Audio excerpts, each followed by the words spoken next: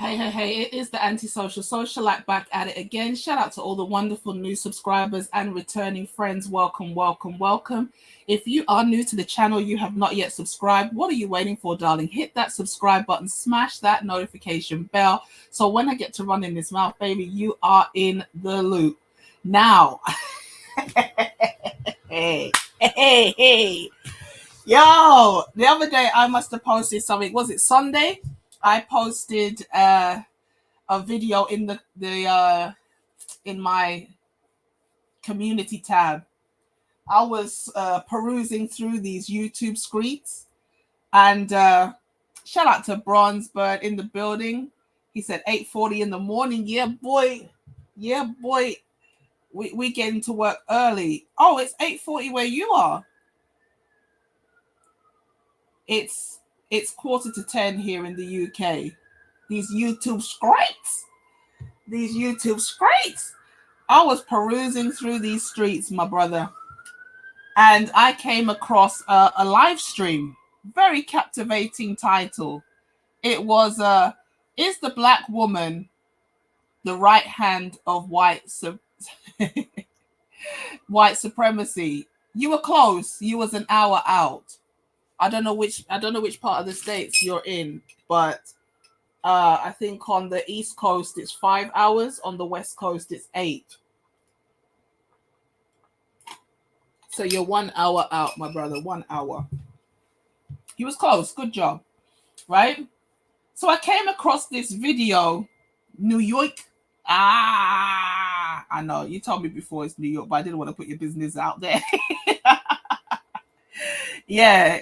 Oh, 4:45. Yeah. So you see, wait, 4:45. So it's 4:45, and here is 9:45. So it's 5 hours. Yeah. You see. So I came across this video of a brother talking about is the black woman like the right hand of white supremacy. And I wanted to review the video. I did put it in my community tab, but the way I gave this man a verbal spanking, he ended up deciding to actually private his entire channel. So Kelvin Mackey, this goes out to you because, you know, I think he knew what was coming.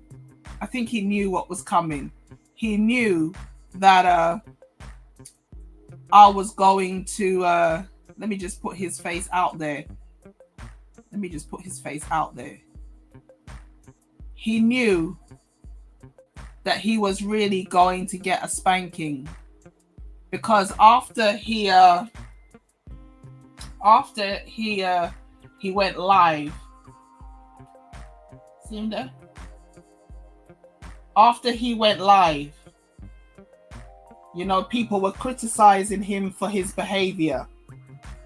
And I think I came across this man's channel before. I think it's buffering. Can you hear?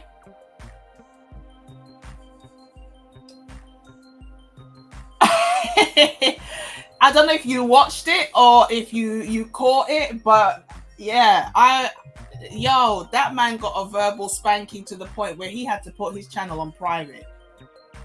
I didn't even go off, but I would have liked to break it down further, because it was sad. It was sad.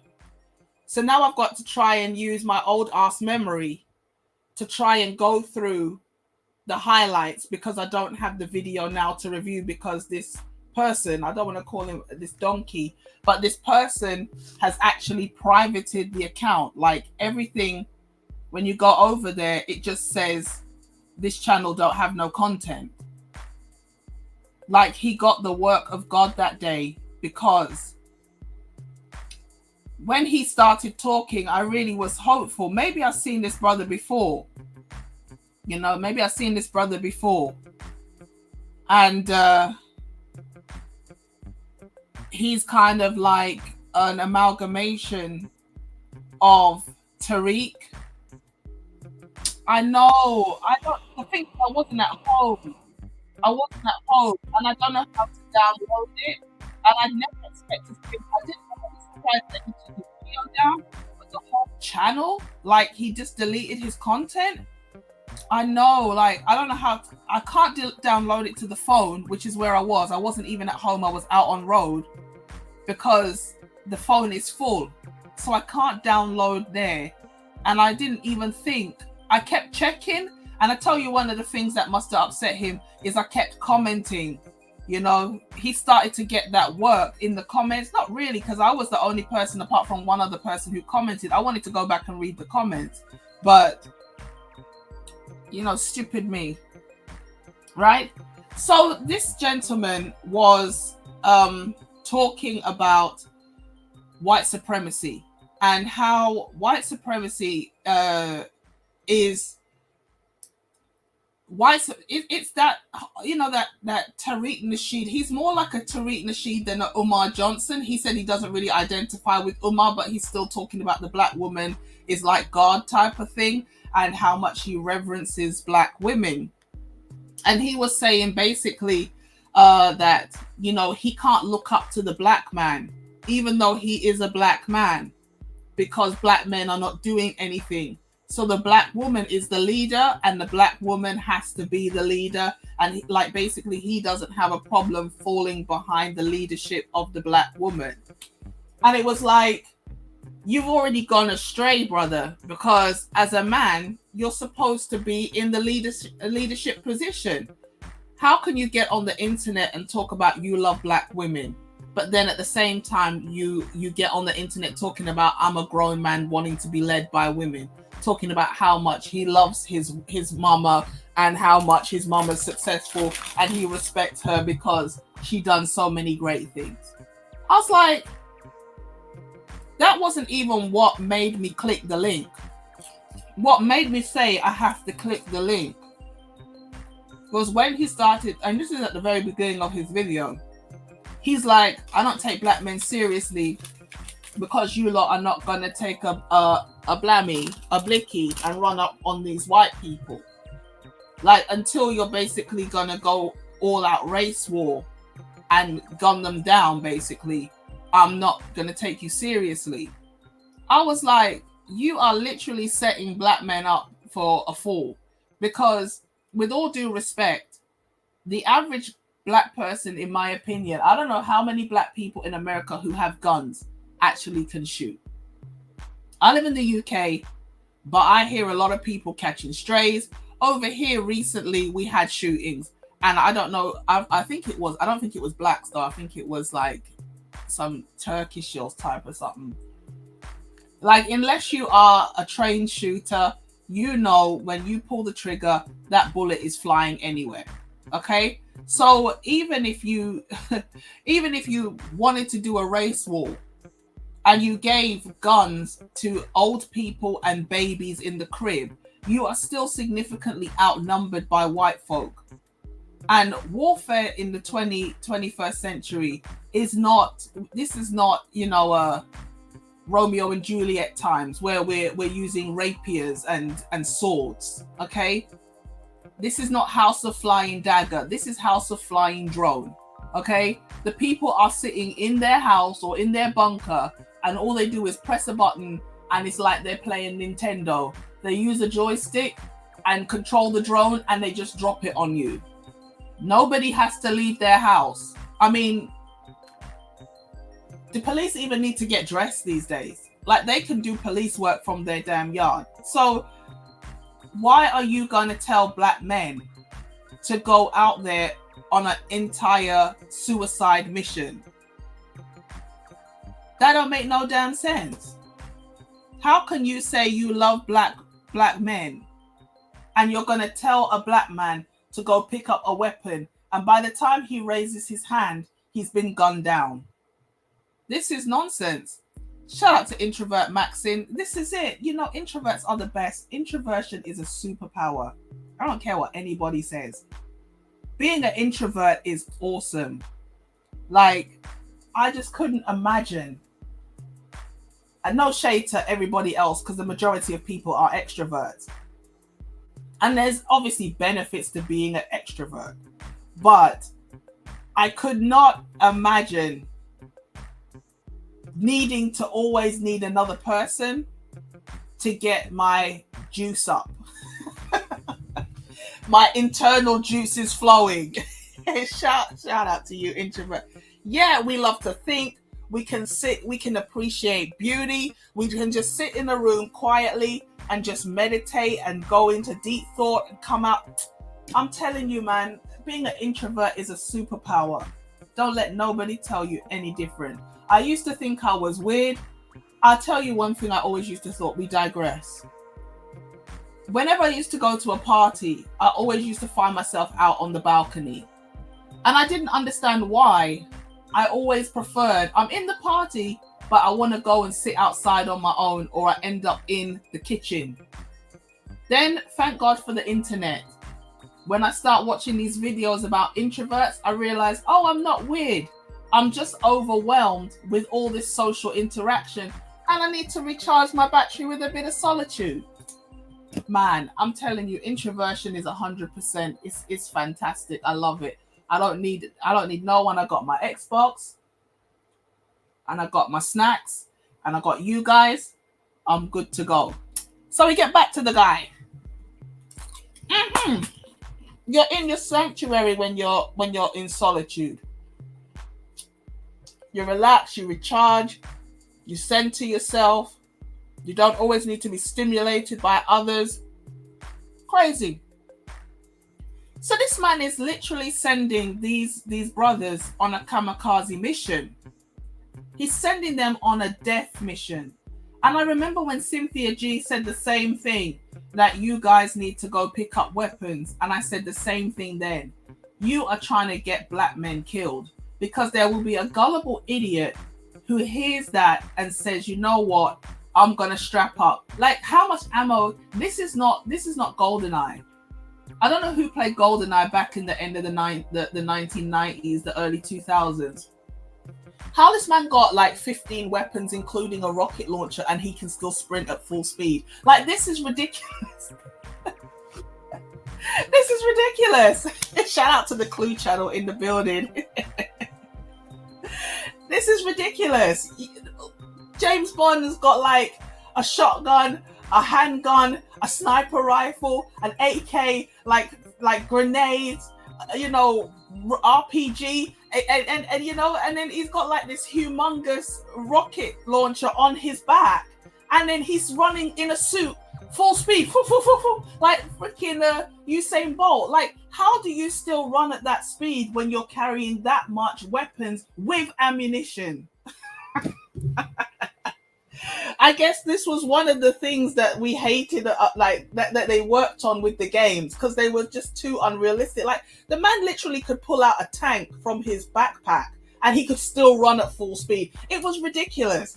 Do you understand? This is not that. We're not living in the realm of Halo. This is not Halo. This is not one of those games where you just stand still and like your ammo just recharges. Like, there aren't crates. I know once upon a time they did dump the crates in the black community. Like, here's some weapons, take it. I don't know what you're going to do with them, but just take it, But the days of dumping crates of guns and ammo in the community is kind of over. There is no hole in the wall with a life pack where you can just, sip a pill or touch a checkpoint and all of a sudden all your wounds are healed. No, like, it's finito. When you get blasted, you're over. Like, you've lost a limb, you've lost the eye, or you've lost your life. Like, what the hell are we doing out here? Even if you give granddad and the baby in the crib a gun, you lot are gonna be outnumbered by white people with weapons, like probably 10-1.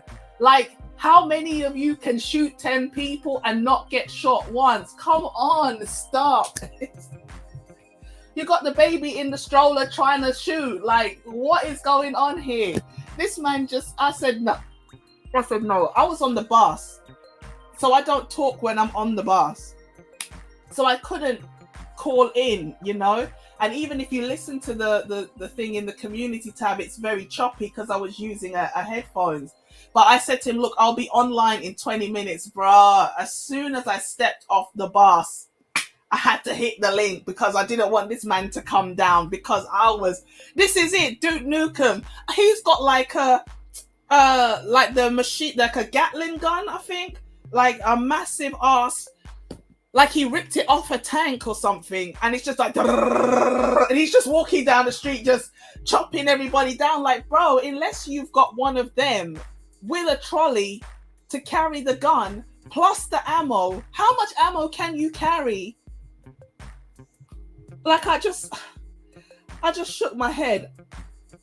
We digress. I was standing at the kitchen sink yesterday washing the dishes, and I thought to myself, okay, even if all the Black Americans did get rid of all the white people, all right, let's not kill them. Let's just click our finger and they all disappear. Are Black people equipped to maintain the society? Or is the society just going to go to shit because Black people not going to maintain it? We have to talk the truth, brothers and sisters. We got to talk the truth. We got to talk the truth. Introvert Maxing out here laughing. He ridiculous out here. Duke Nukem it up. We don't have it. We don't have it. We don't have it. We don't have it. We don't have the wheelbarrow. We don't have the tanks. We don't have the technology. Why? Because we're too busy buying Rap and Jordans to invest in engineers so that we can even do an advanced race war. We're out here running with spears and slingshot, and the white man's using like death rays and psychological tactics. We're not ready, bro. We're not. You're out here sending people on a kamikaze mission. You need to cease and desist trying to get these brothers killed and locked up, because I know that's what you're trying to do. You're trying to get them killed and locked up so that you can have all the women for yourself. I see you. And I tell you how I know this is what the brother's on. Because 5 minutes after he said, I don't take you seriously because you're not trying to kill all the white people, he said, I'm not going to do it. I'm not going to do it. I said, hold up, wait. So that means you don't take yourself seriously, sir. Because if you're telling people we need to run up on these white folk, you should be the first person with the gun running on the white people. Show us how it's done, my brother. Show us how it's done. Let me get my notepad so I can take notes on how we exterminate the white man. Then you said we don't need to exterminate them because they're going extinct. My brother, pick a struggle. What's his name? Kelvin. Pick a struggle. Pick a struggle. Pick one. Do we need to exterminate them, or do we need to leave them because they're already going extinct? Too much. Low, my heart went from 100 to 32 from the bullets of a shotgun. This is it. This is it. At least with the game, you have a chance. You still had 32. One wrong bullet. You know, for example, it's sad to say, Tupac never really had to die, you know. I wouldn't have done what his mother did anyway. When Tupac got shot in the car, right, the bullet hit his hip bone and ricocheted up to his lungs, and it started to cut him up internally. And what happened was he had kidney failure. And they said every time we try to dialyze this man, his heart gives way. And it was the mother that said, don't keep trying to resuscitate him, let him go. Me, I would have never. If that was me, I would say, find another heart, do something. Find another kidney, do something. I'm not going to just say, let him go. Maybe the next time you do the dialysis, the heart will hold out. We have to try. Tupac would have been here today, maybe, if he didn't keep running his mouth, because he did talk hella greasy. I'm not going to lie. I'm not surprised he got shot, to be honest with you, because he used to talk reckless. He was reckless. He did not care. So I'm not surprised somebody got fed up and just shot him. But at the same time, don't be quiet. Don't talk when I'm talking. About access denied. All right. I take it back what I said about Tupac. You see, even the phone's upset because I said what I said about Tupac. It was the ricochet that actually took Tupac out. If the person, as we said, didn't really deliver a fatal shot. He lived after the shooting, but because he couldn't get the dialysis, and then the heart problem, he passed away from that. Do you understand? I don't know why I brought that up. But yeah, at least with the something, this is it. The phone be listening. I'm telling you, man, these people are listening to us. Shout out to Deshaun in the building. He said, hey, what up, Auntie, in the chat. Nice to see you in the house. The phone, I'm telling you. I told you one time I was talking about, what was I talking about? I was talking about something. I don't know if it was Assassin's Creed or something obscure. And when I opened the phone, there it was on the phone, like on the Google search. And I was like, now, what are the odds of that? Did you say electrical engineers? Well, we do need them. Look at you. One of your eyes is red. Are you a cyborg? Anyway, we need everybody. I don't discriminate, cyborg or not. We don't have enough engineers, so we need even a half human, half man engineer. Let me try to get these fake prawn cocktail crisps open. Aldi's finest. So when this man said, I'm not going to go to fight, I'm not going to go to war, I said, hold up. How can you be asking the brothers to go and fight a race war and you yourself are not leading the charge? This was the first thing that made me say, nah, I have to click the link and ask this man some questions. Oh, what happened there? I mean, if the white man goes in America, exactly, who's running the lights? Who's running the lights? I hate to admit it. I have a lump in my throat when I say it. Friedman's Journal, one of the many loves of my life, did a couple of live streams recently, and it pains me. He showed some videos. I can't remember where it was in the States, and he's like, these are black governed areas, and they're not collecting the rubbish. They're not, maintaining the businesses. A lot of the buildings are falling into disrepair and they're having to be torn down. And it's like people are living in, I wouldn't say squalor, but it was a rundown town. Now, I didn't 100% agree with what his commentary was, as much as I love him very much, right? Because I believe it's the government's job to maintain buildings. And we know a lot of these companies, they send the factories and the gainful employment abroad because it's cheaper. They don't mind letting home go into disrepair. That's how I personally think. Maybe I'm wrong. They don't mind letting home go into disrepair as long as they can get the goods and products that they want at a cheap price.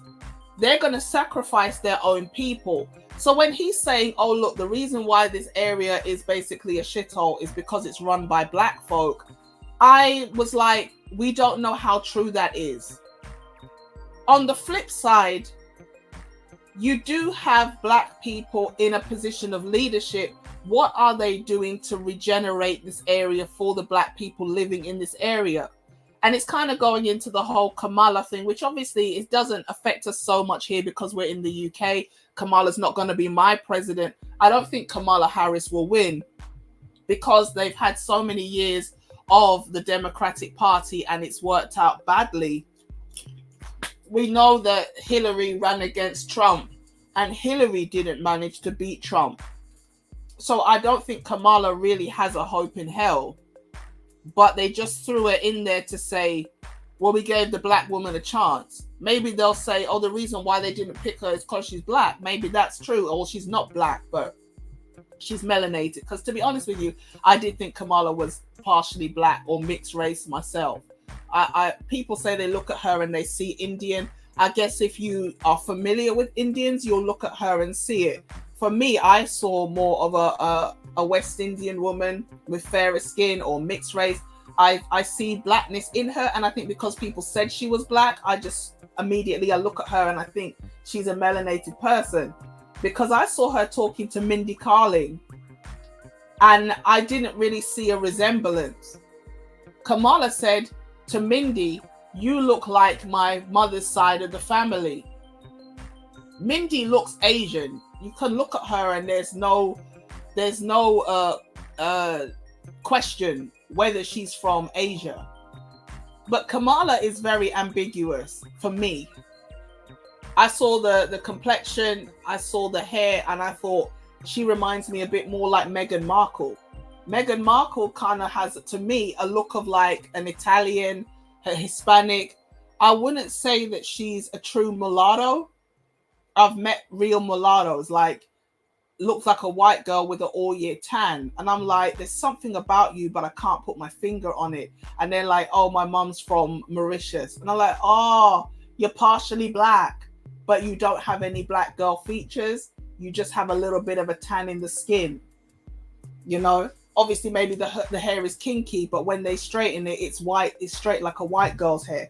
So when I look at Kamala, I see a racially ambiguous, possibly a biracial woman. But the fact that it's come out now that she's Indian, I mean, for me, for the guys in the States, it's like you can do what you want because it's your politics. But to be honest with you, Kamala Harris being black or not black is irrelevant.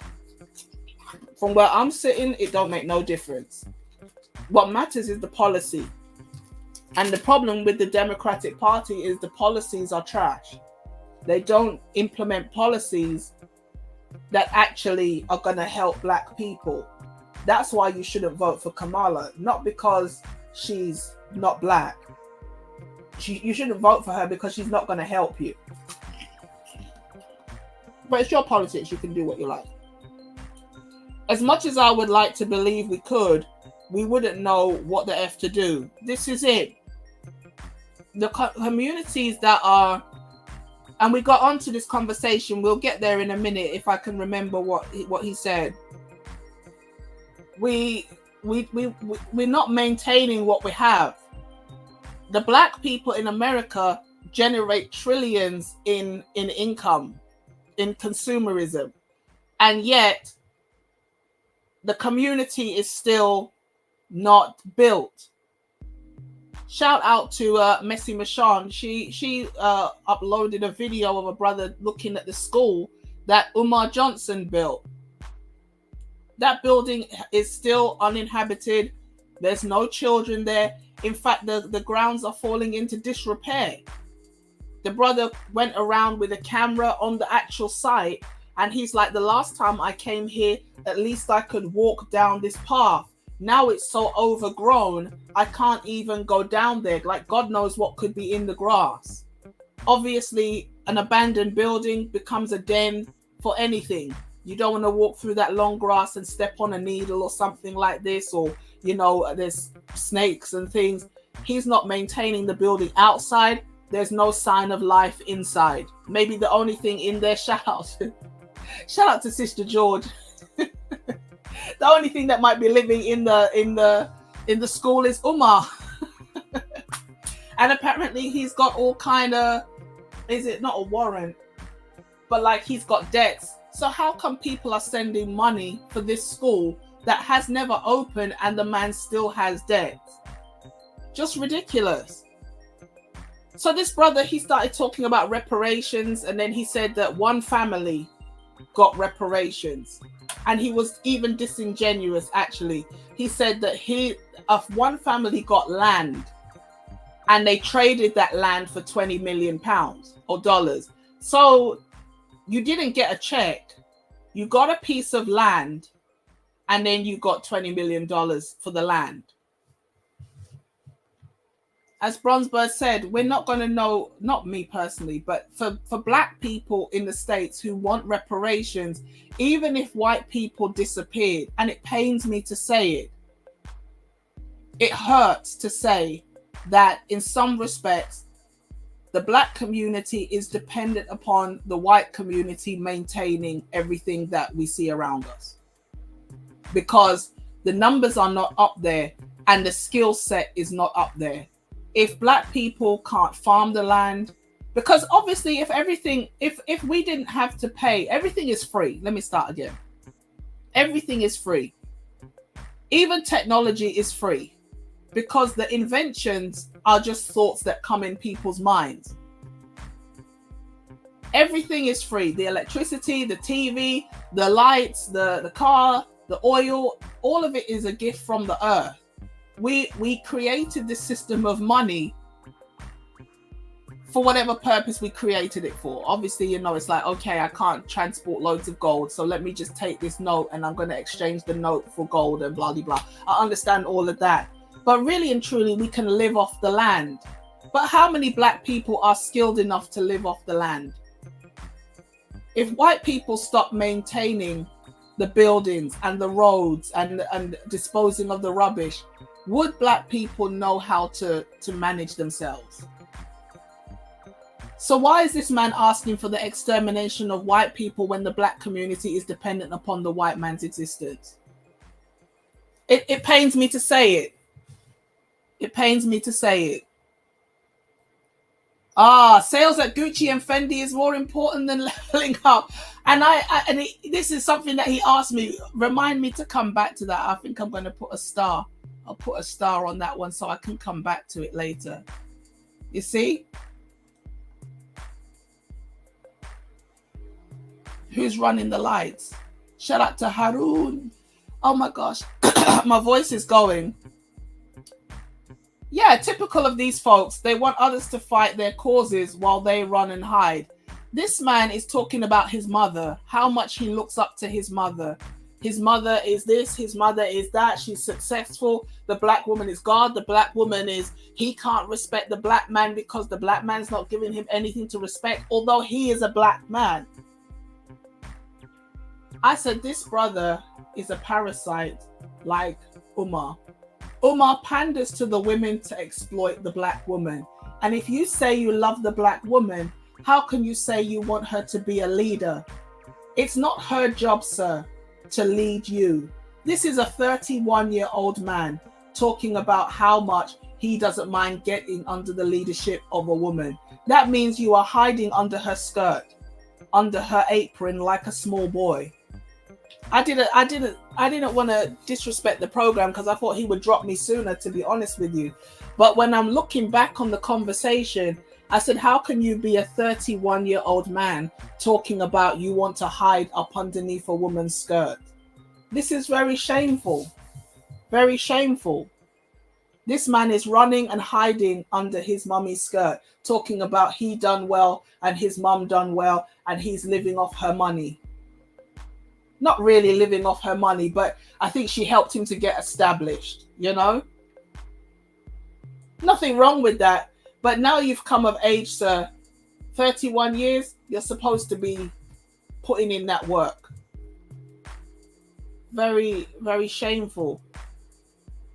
Outsourcing is the game.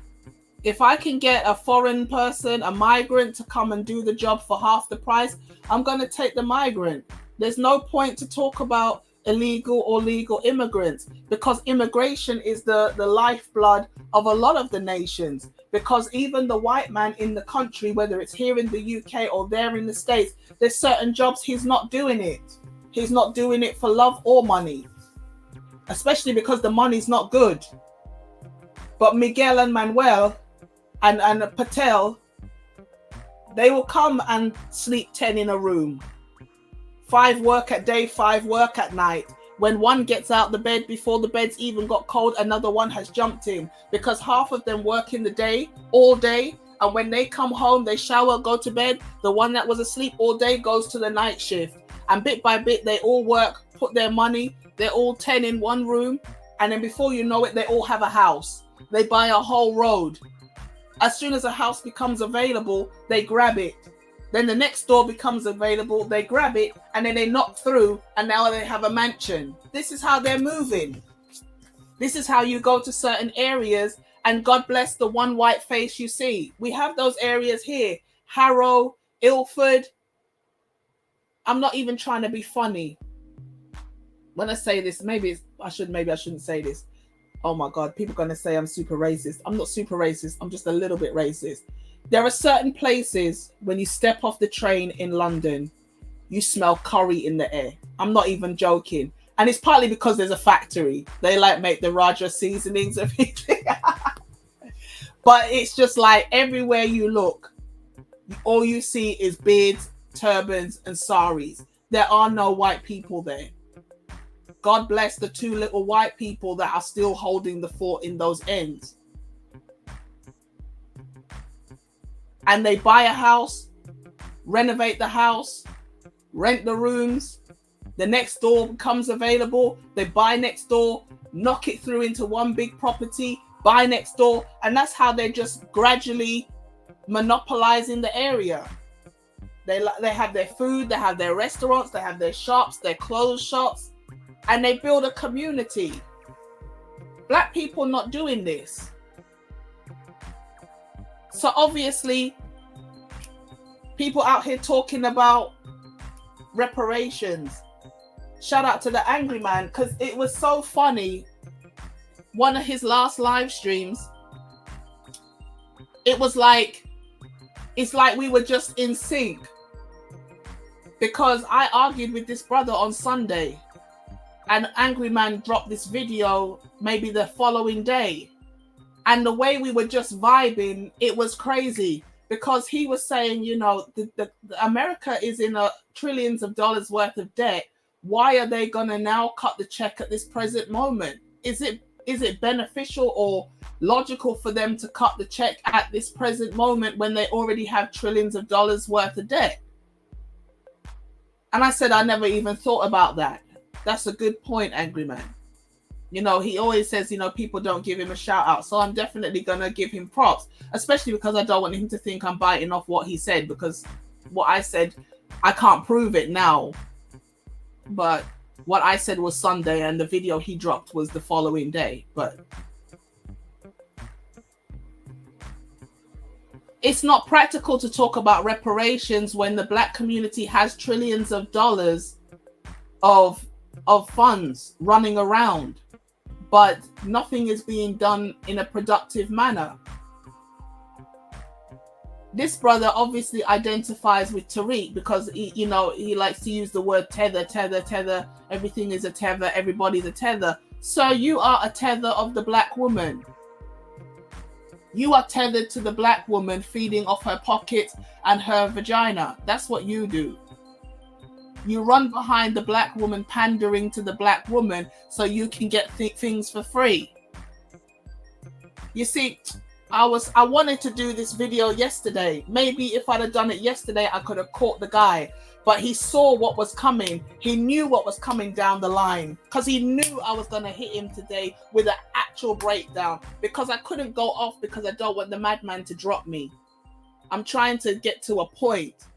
But the way I beat him verbally, I just whopped him nicely. Even his own audience had to say, man, she thrashed you. She thrashed you. I'm not bigging myself up, because it's shameful that I have to say these things. And then afterwards, the title of the video was, is the black woman like the right hand of white supremacy? Something like that. And then he changed the title to UK Tether says black women shouldn't twerk.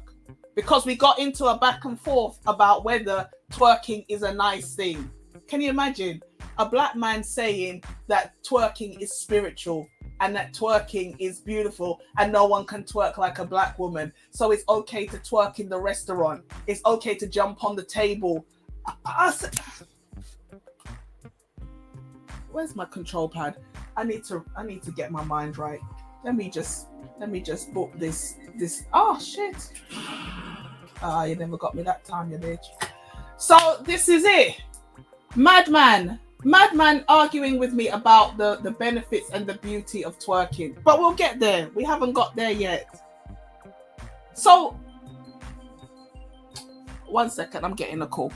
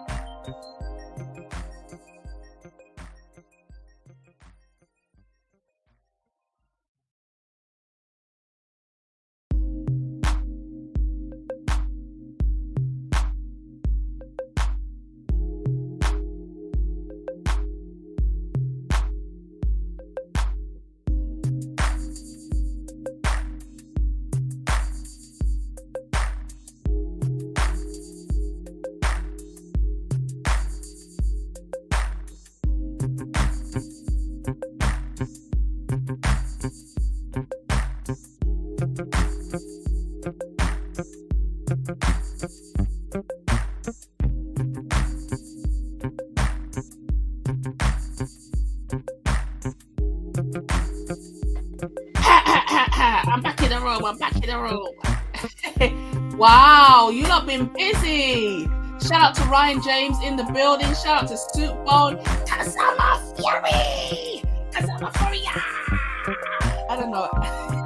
And I have to do the crossed arms as well. Like Power Rangers.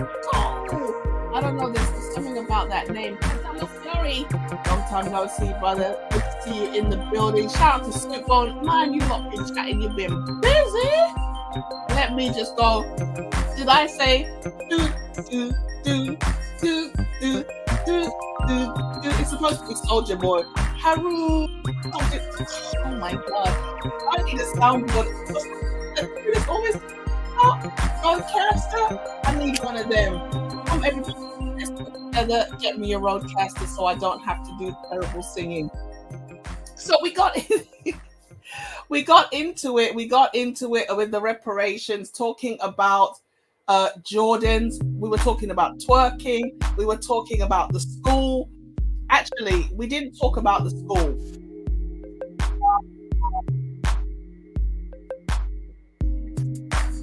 As I said, he doesn't identify with Umar, but I hear a lot of that Umar-esque speech in the mix. Right? Where are we now? Let's go down a little bit. No long-term planning.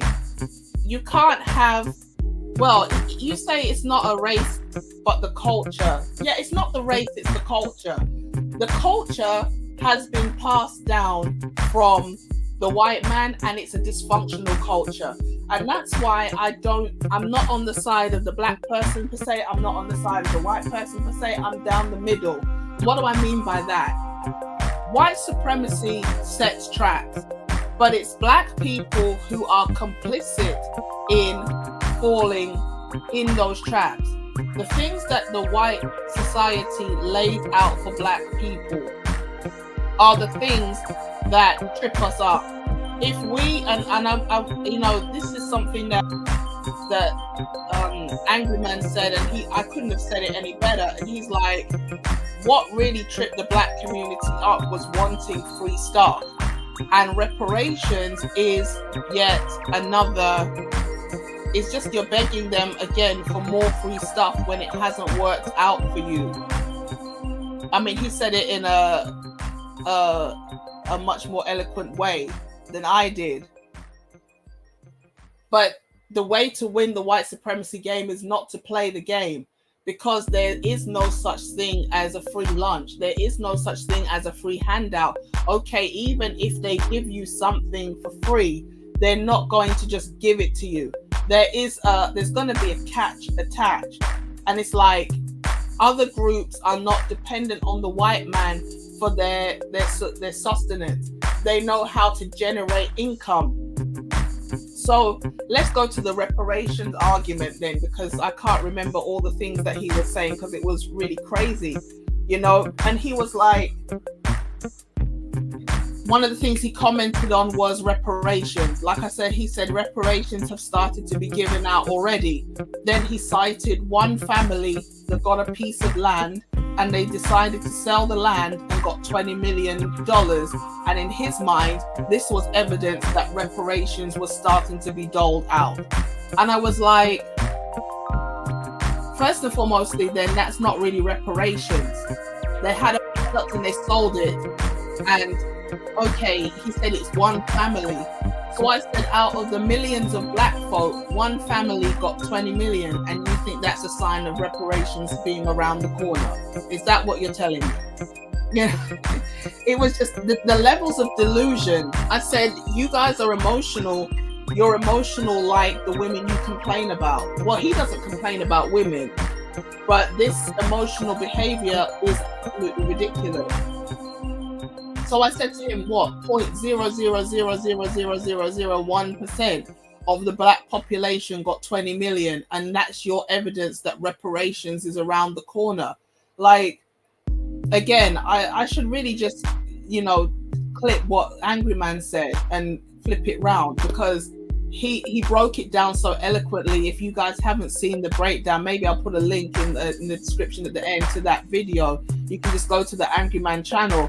And it was a I can't even remember what the video was originally about, but when he went off onto that tangent, I was like, he's just, this is a stellar performance, even though Angry Man knows how to put it down, but he really went to town. And I was just like, yes, Angry Man, I believe 100% that Black Americans deserve reparations, but is it likely to happen? Hanging all of your hopes on this mystical check that doesn't seem to be anywhere coming down the pipeline, it just doesn't make sense. It doesn't make sense, especially when you have a lot of money in the Black community. But this is what he said: a lot of Black people, we're consumers. And I'm like, well, that's why you're not going to be able to go forward, because you're not a producer, you're a consumer. Other groups are producers. They're producing phones, they're producing cars, they're producing technology, they're producing medical treatment, they're producing doctors and lawyers. And this is what I said to the brother, what are we talking about? No hip, no baddie. Oh yeah, because he said there's nothing like a Black woman twerking. And I'll have to click that, because we have to come back to that. Because then he started asking me about, have you ever seen a Black woman on OnlyFans? All right, we're here, so let me stay there, because I can remember the other point about the reparations. At one point, we were talking about why it doesn't make sense to... I didn't say it doesn't make sense to give Black people reparations. I asked him, what are Black people going to do with that money? And it's so funny, Bronzebird beat me to it, where he said, Gucci, what was it? Gucci? Where's that comment?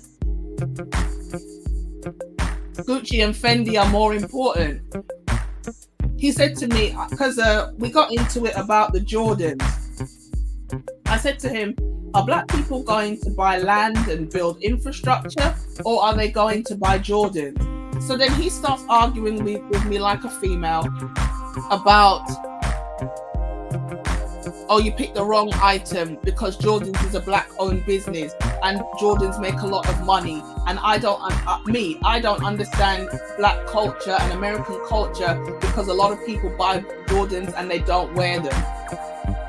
They hide them in the cupboard and then they resell them. Is that true? People are buying Jordans and hiding it in the closet so that they can resell them? Is that what people are doing? Because I can go out on the road and find Jordans lying there beat up. So obviously people are wearing them. He said, oh, people buy the Jordans and they have a pair that they do wear, but the others, they buy it for the purpose of reselling it. So we get into this long drawn out back and forth about the Jordans. I said, no, you cannot have a community built on Jordan vendors. Okay?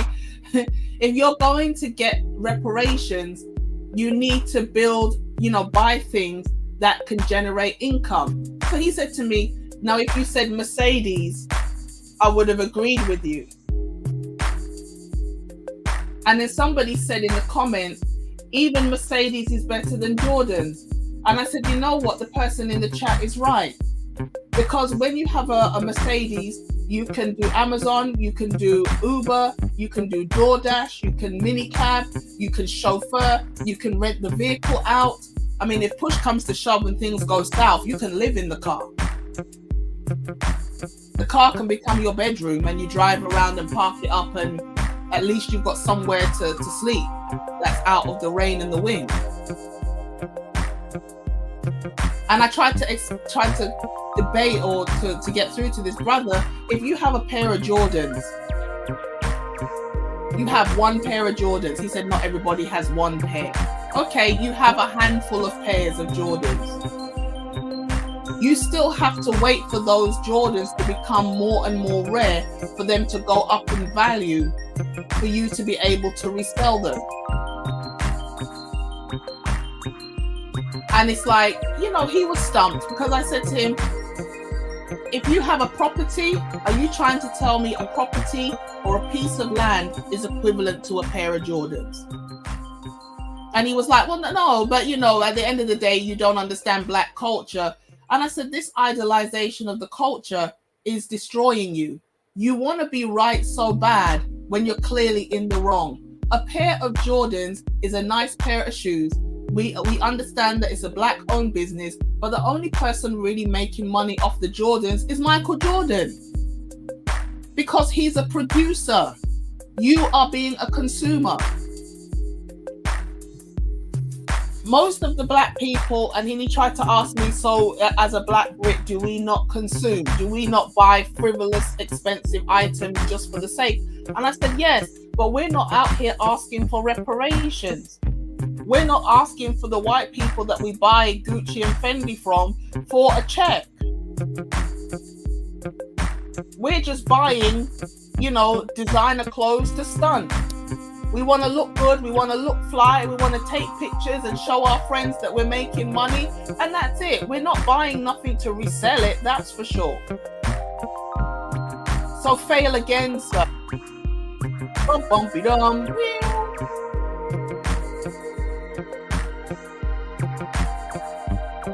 Epic fail. You tried to get me, you tried to gotcha me, and you failed again. Because we buy frivolous shit here in the UK, but we're not buying it because we intend to resell it.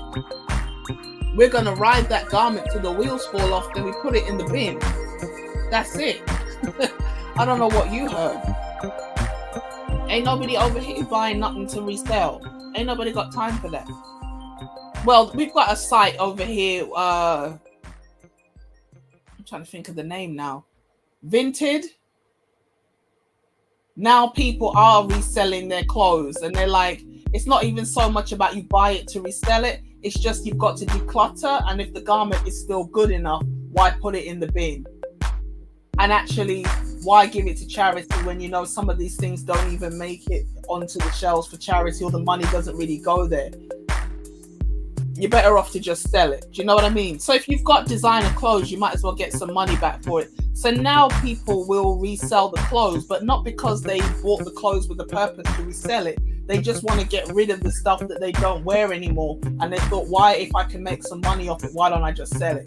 So it's not a Jordans in the closet hiding business.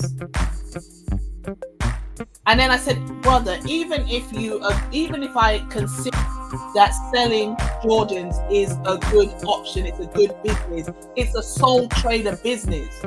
We got into that. With all due respect, no shade to the ladies doing makeup, weave, eyelashes and things like that. It's one thing if you're a manufacturer, you make the weave and you distribute it to hair shops and salons. That's one thing. You are a consumer. You are going and buying weave and then running around from head to head installing weave. You are a sole trader. Maybe you work with one other person. Mr. Patel has a bodega. Mr. Singh has a corner shop, a liquor store. Mr. Chan has got his food place. And in addition to these places that are on the high street, these people have a factory out in the sticks where they bring and import the spices and all the things they need for their shops. They have an entire chain where they do business with their own people.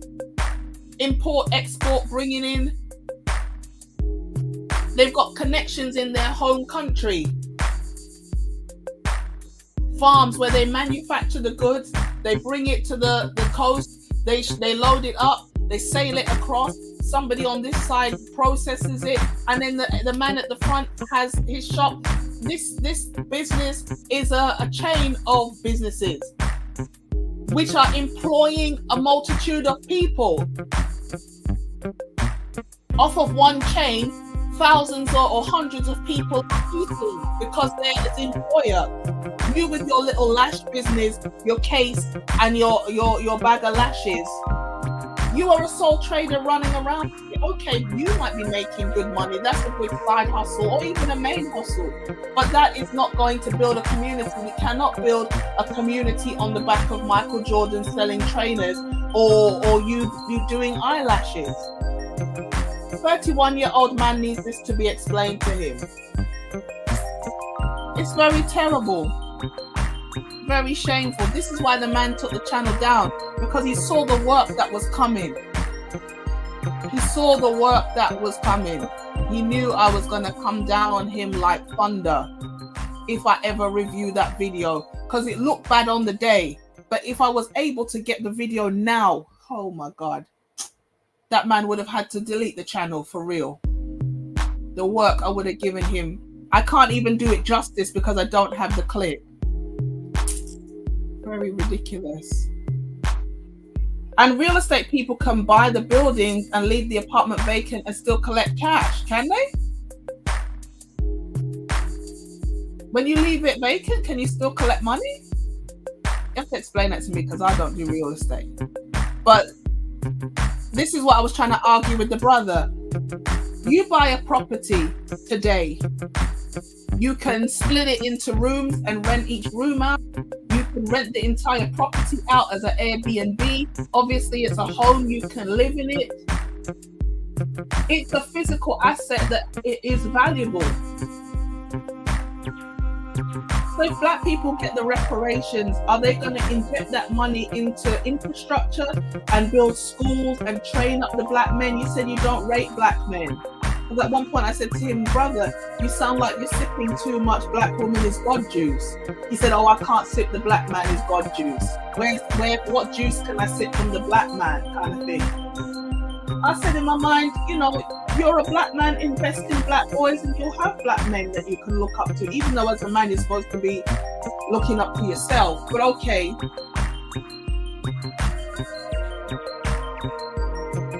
What kind of black woman is God juice are you sipping? Crazy. It's too loud. What kind of black woman is God juice are you sipping out here? I can't sip the black man is juice. A black man is God juice. In fact, no man is God, first and foremostly. That's a disrespect to God. How can the black woman be God with EBT? How can the black woman be God and begging for reparations? How can the black woman be God and be on £600 life? My £600 life God. Can you imagine? Is that what you're telling me? God has diabetes and bad knees and multiple children with different fathers. Is that the God you serve? Hey, we are in a desperate position. Hey, we are in a desperate position. If this is the God, I don't want to see the devil. If this is your God, is this your king? Is this your leader? Yo, we're in a bad way. We're in a bad way. Man said black woman is God. What do you say? Lo, a couple of weeks ago, Omar said in an interview he was waiting for a friend's uncle to give him a quote for doing the floors. The floor is about to cave in. Are you crazy?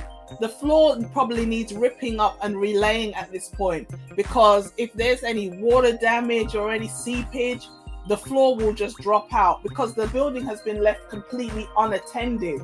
Like there's never been anybody in that school learning, studying, doing this, doing that.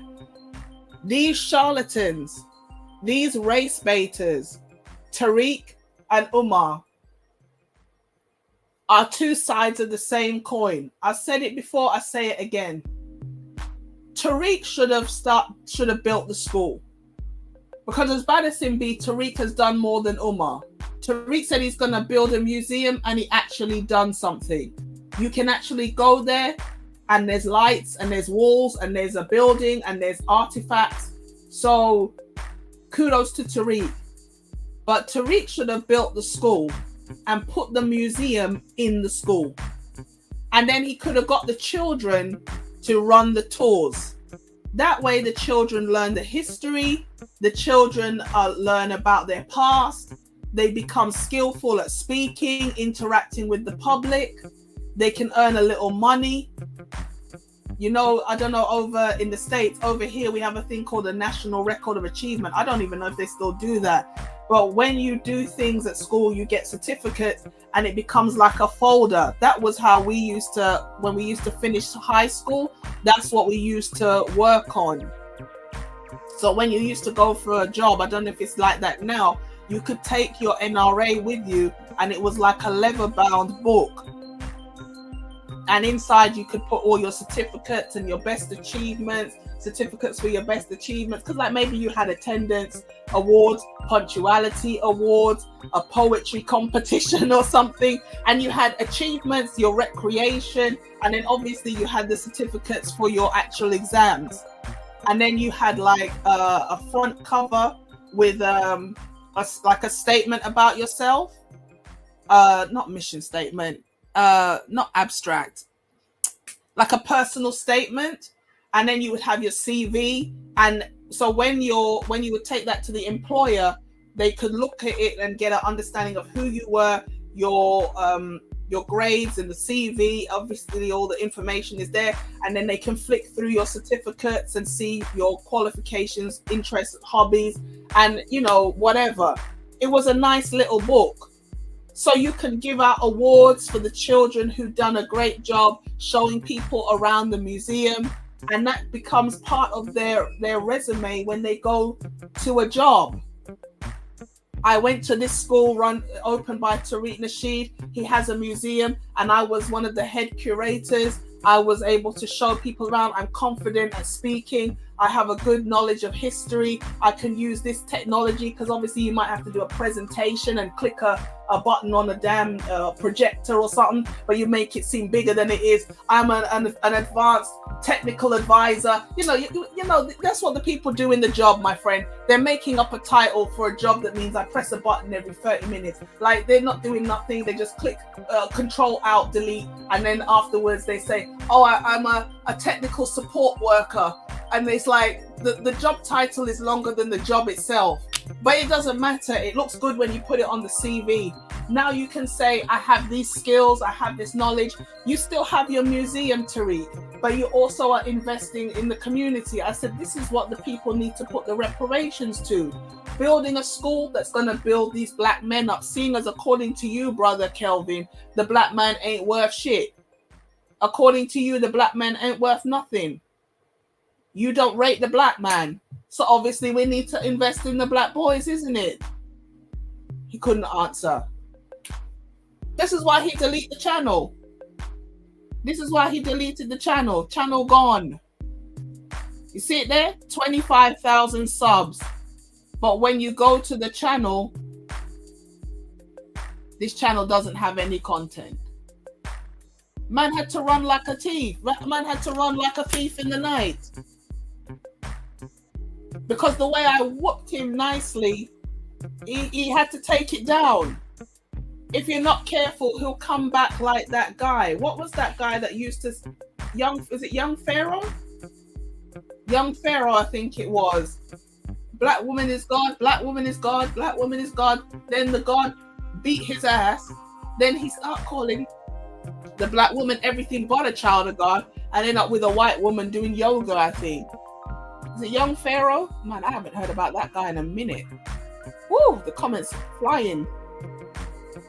All these guys care about is run me my donation, run me my donation, run me my donation.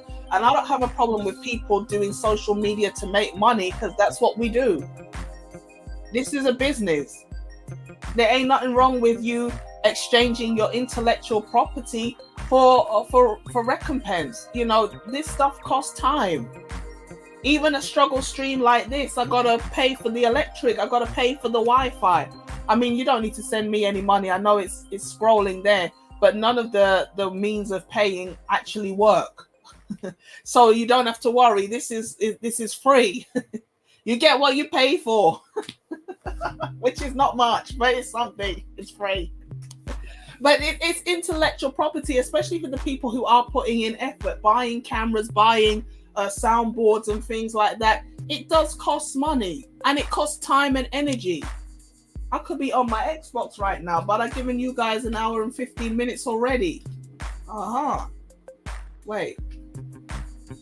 Give me 1 second. Let me shoot this zombie. Oh. Where did the zombie go?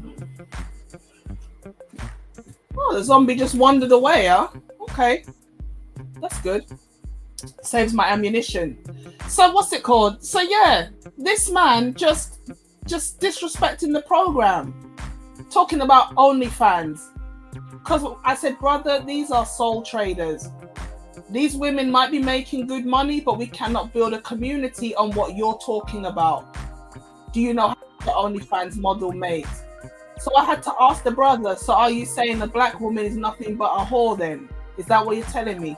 The biggest asset, the biggest commodity the black woman has is ass shaking and OnlyFans. Is that what you are telling me? That's what I'm asking you.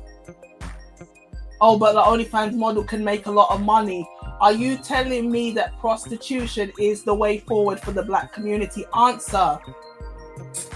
Oh my God, I give it to the man yesterday. Not yesterday, Sunday. I give it to him. I give it to him. I give it to him. You're telling me the black woman is a prostitute. That's how we know this black man does not love you.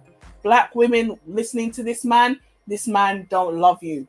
He don't love you. If you are watching now, if you're coming back on the replay, if you see this video, let me put his picture up again because he's like a wanted man in these streets.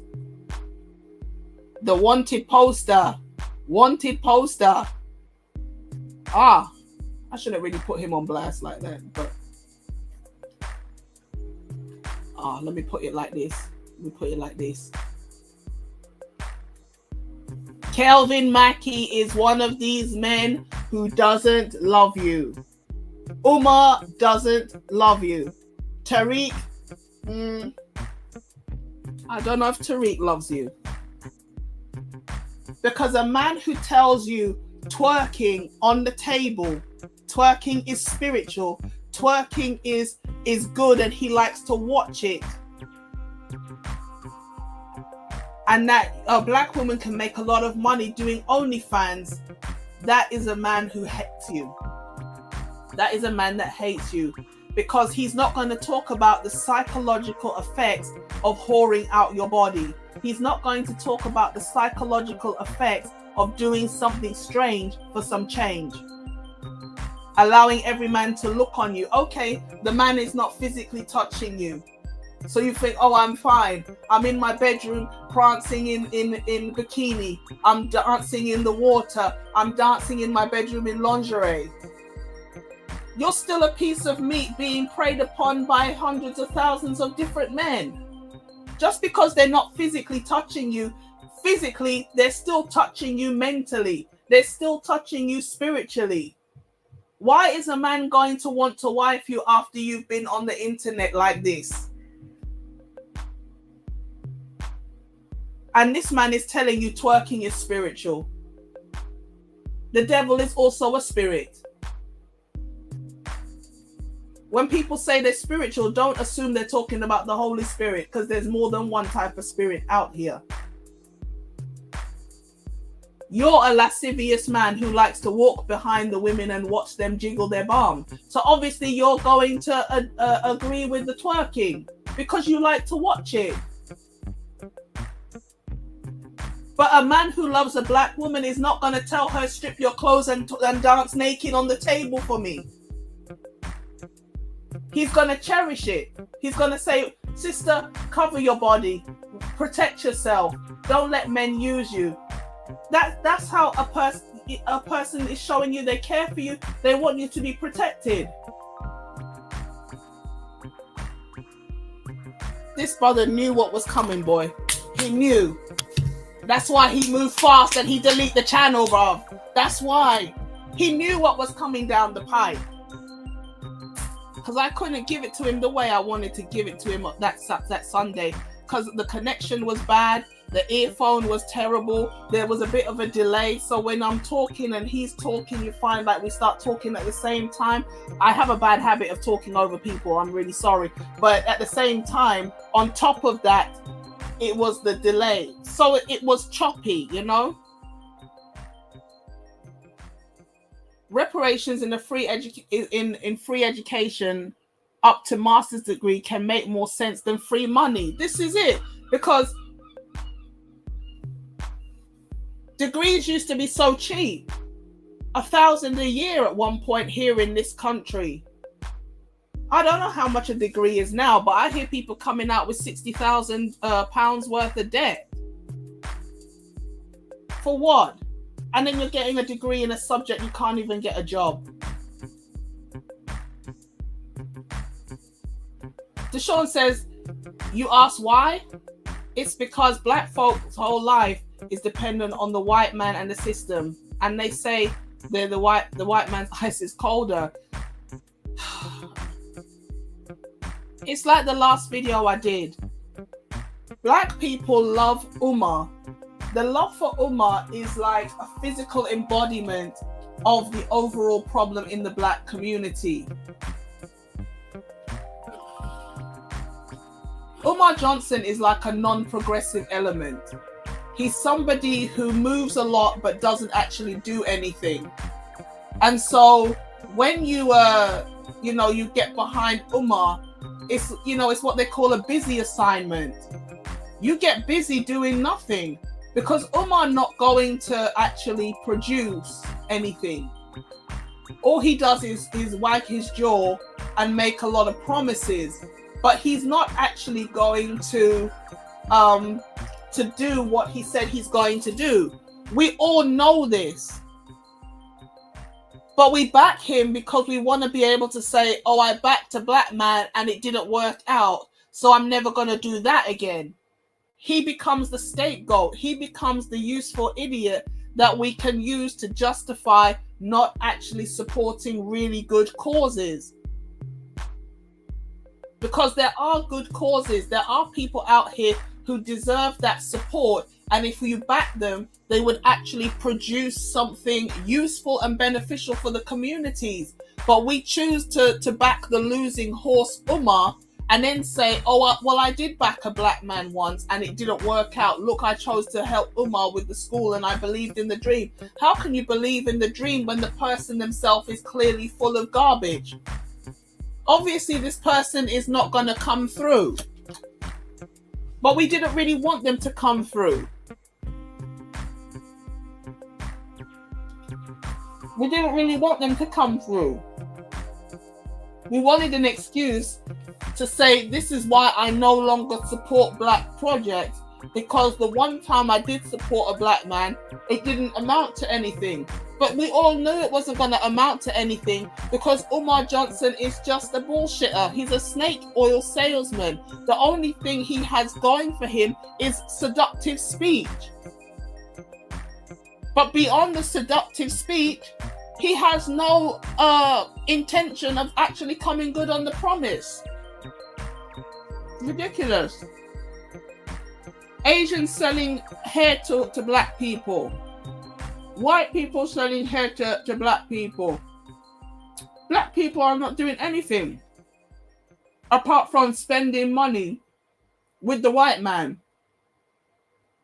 Which is what I said. There ain't even no point for black people in America to really ask for the reparations, because if there's no infrastructure for black people to plow those resources into, you're just going to give the money back to the white man anyway. 5 minutes after you get the check, you're going to be broke again because you're not investing that money into something that's going to generate income. Buy a piece of land, even keeping the land, it's going to increase in value. You can grow timber on the land.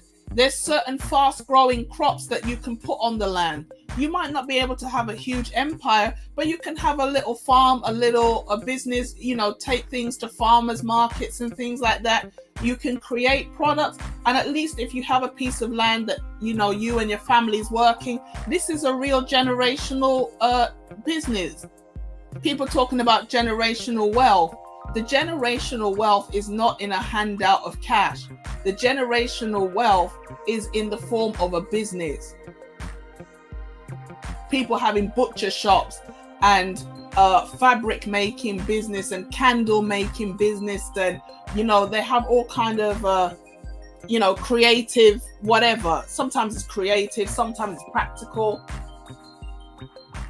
This is how they're having a generational wealth, by having a business that over the generations is producing. Like I watched on TV the other day, it was a pretzel business. The family's been making pretzels for decades. You guys probably know where it is.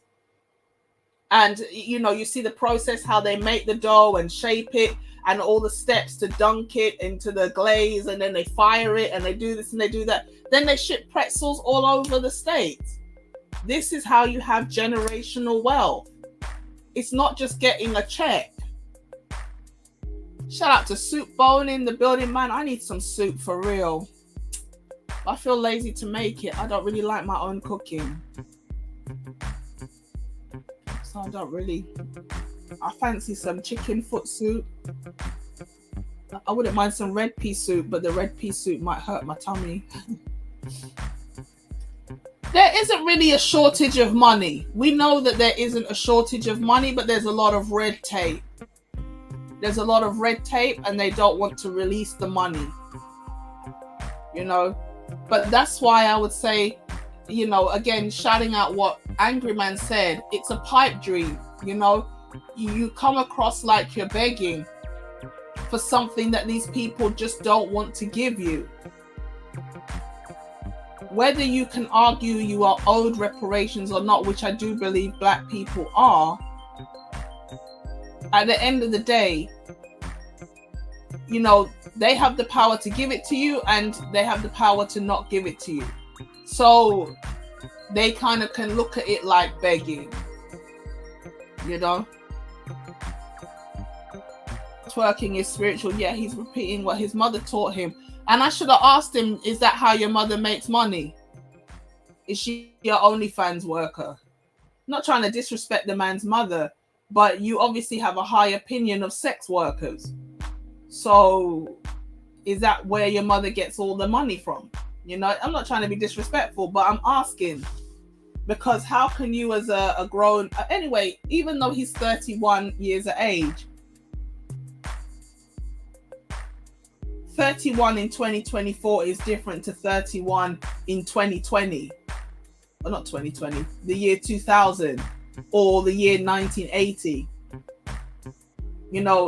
Arrested development is really a thing. People are aging, but they're not necessarily maturing. So he's a immature 31.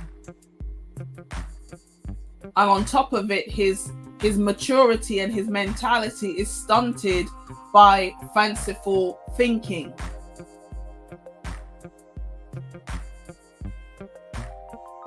Begging for reparations and living up under a woman instead of living in reality has meant this man is 31 with stunted development.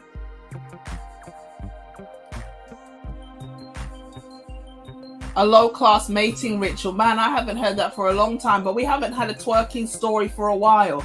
I think one of the last ones I personally looked at was the twerking on the table. Not the one with the black man and the nice restaurant. The other one that happened where the woman jumped up on the table and the white woman filmed over her shoulder. That was the last video I can really remember. But it happens all the time. Obviously, we have Meg Thee Stallion and, coming up there twerking for the Democrats. That's all the Democrats have to do. Throw a bit of arse meat at everybody and say, we're the party of the blacks because we like Meg Thee Stallion. Vote for us. They don't have to come with any policy. They don't have to come with any promises. They don't have to do anything. They don't have to offer anything. They just throw some arse at you, and then it's the same play over and over. Get your booty to the poll. Then it was no voting, no vucking. I think there was another one, something similar. And now this. The black community is so obsessed with sex that all they have to do is throw a sexual stimulant at you, and you just come running like a, I don't know what. Ridiculous.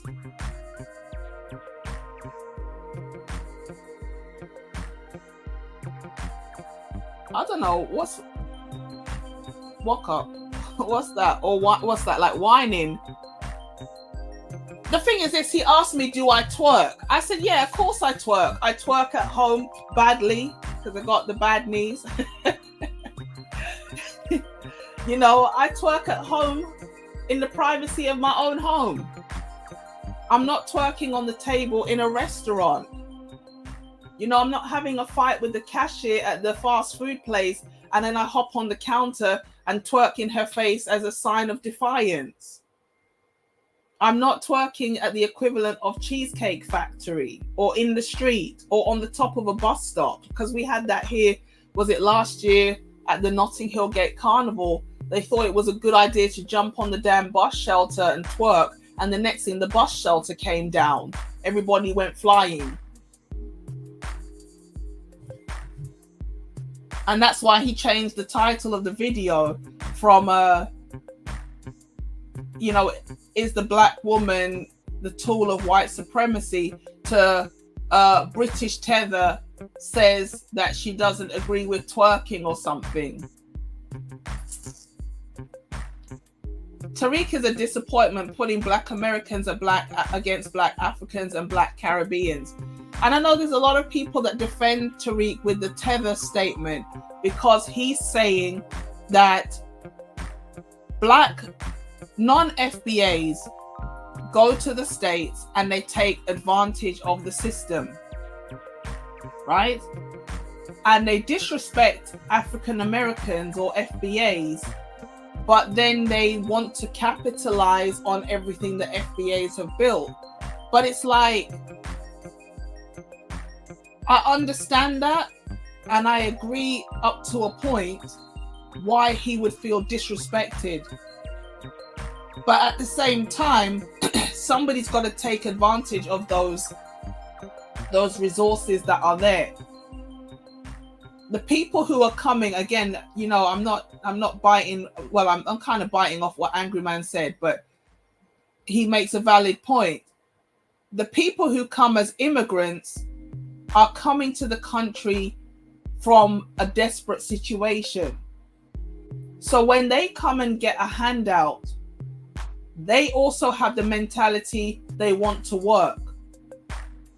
And the other thing I was thinking is this: even if you get a handout or you start living a decent life abroad, the UK, the States, or whatever, you still have family back home who are asking you for money. So you can't afford to take your foot off the gas, because to live in a foreign country is not cheap. Okay, the pay is high compared to where you're coming from, but the cost of living is high as well. You live in Africa, West Indies, probably parts of South America. You can have a little piece of land, and on it you can be somewhat self-sufficient. There are fruit trees. You can go and find natural bodies of water. You can go fishing. You know, people hunt natural animals. I mean, I'm not going to say go and get bushmeat or whatever, but people do it. They live off the land. If they really get desperate, they'll find a way to make a meal. The weather's good. You don't need to be cooped up inside all the time. Blah, blah, blah. When you live in the UK or you live in the States, it's very difficult for you to live without amenities. And the way you acquire the amenities is to have money.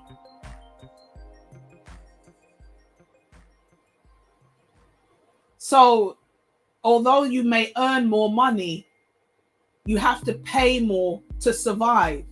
And then on top of it, you've got people back home with their hand out all the time, assuming you walk down the street and just pick the money from the ground, or you just go outside anytime you get short and just grab some off the tree. They need school fee, they need uniform, they need food, they've got a bill that needs paying. It's not like a lot of these countries where you get access to medical treatment. You know, it's not coming out of your personal pocket. Everything you have to pay for it. So everybody's calling, I need eye test, I need dental appointment, I need this, I need that. Can you send? You can't afford to take your foot off the gas, because you have people back home always asking for help. Sometimes that's why they clubbed together and sent you abroad, because they needed one person to make it to carry the weight of the rest back home. So the foreigner comes to the States, comes to the UK, and they're like, we need to hit the ground running. We need to get a job. We need to get a house. We need to get as much benefit or welfare as we can get. And every penny we get, we're going to build ourselves here and we're going to build ourselves there. Because a lot of people don't want to stay in the West anyway. They're shipping the money back home, building a house back home so they can retire in comfort in their own country. What's really killed Black Americans, unfortunately, in my opinion, is complacency.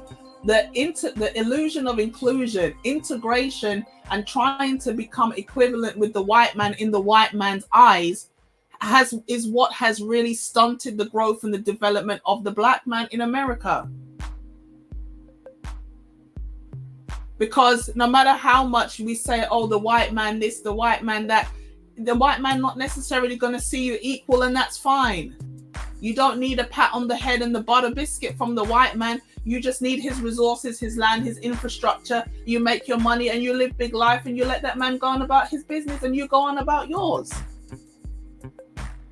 You don't need Zaddy's validation. You don't need it. You've got what I need. You've got resources. You've got a land. You've got a factory. I'll take that. Thank you. And I'll go make my money. Especially now in the age of the computer and the World Wide Web where everybody's interconnected. I don't need the white man. You don't need the white man. Except to build all the stuff that he built and everything. And, you know, he's got his infrastructure or whatever. But apart from that, we just take it, use it.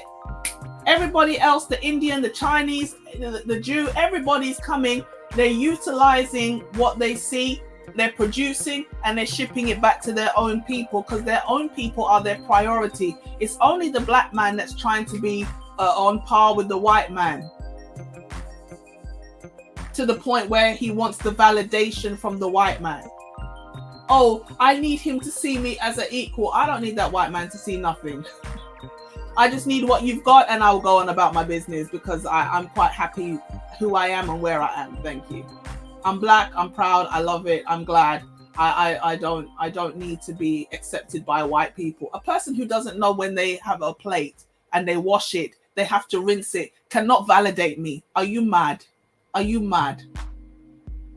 When you get the chicken, you're going to tell me, do not wash the chicken because you put bacteria everywhere. But you take that same chicken and throw it on the countertop. Bang! And then you're going to tell me, don't wash it in the sink because you splash bacteria, but then you put the bacteria on the countertop. It's only the other day, just the other day, white people learned when you cut the raw chicken on the cutting board, you cannot take the unwashed cutting board and cut a salad. I've witnessed it on TV. We used to have a show called Ready, Steady, Cook. If you're British, you will remember it from about 20 years ago. Ainsley Harriott. The red kitchen versus the green kitchen. And you get like a set of items, and then you have a celebrity chef on each side, and they have a member of the public, and it's a competition. And then the chef proposes, or when I see these items, I'm going to make this, make that, make this. And then you get the stop clock, and then he has to quickly make the food, and then they test it, and whoever's nicest is the winner, right? I think the audience used to vote. You used to hold up a card, red pepper or green pepper, and that's how they judge the winner, right? And I watched time and time again, professional chef cutting the chicken on the cutting board, wipe it off, and then take a lettuce and throw it, that he's gonna make a salad that you're not going to cook. It's one thing you're gonna prepare something on there that you're then going to cook. It's still nasty, but at least you know the bacteria in the cutting board, you're going to kill it when you cook that thing. He will take food that you're going to now eat raw and prepare it on the same cutting board that he just put a raw piece of chicken. And you want to tell me you can validate me? Are you mad? Have you lost your mind? A person who doesn't know basic hygiene like this can never validate me. Never. Never.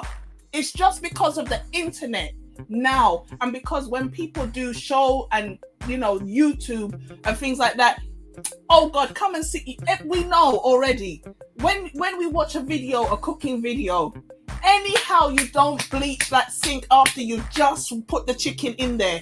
That's the only thing the people see in the comments. That's the only thing. So you mean to tell me you're not going to bleach the sink, brother? You mean to tell me you didn't wash the sink? It doesn't matter how good the food looked. Everyone said, I'm not eating that food because you didn't wash the sink. I watched a video once, the woman was cooking the food and she sneezed. And there was a cut scene. And everybody said, oh, there's bogey in the food because she sneezed in the food. We don't play. We do not play.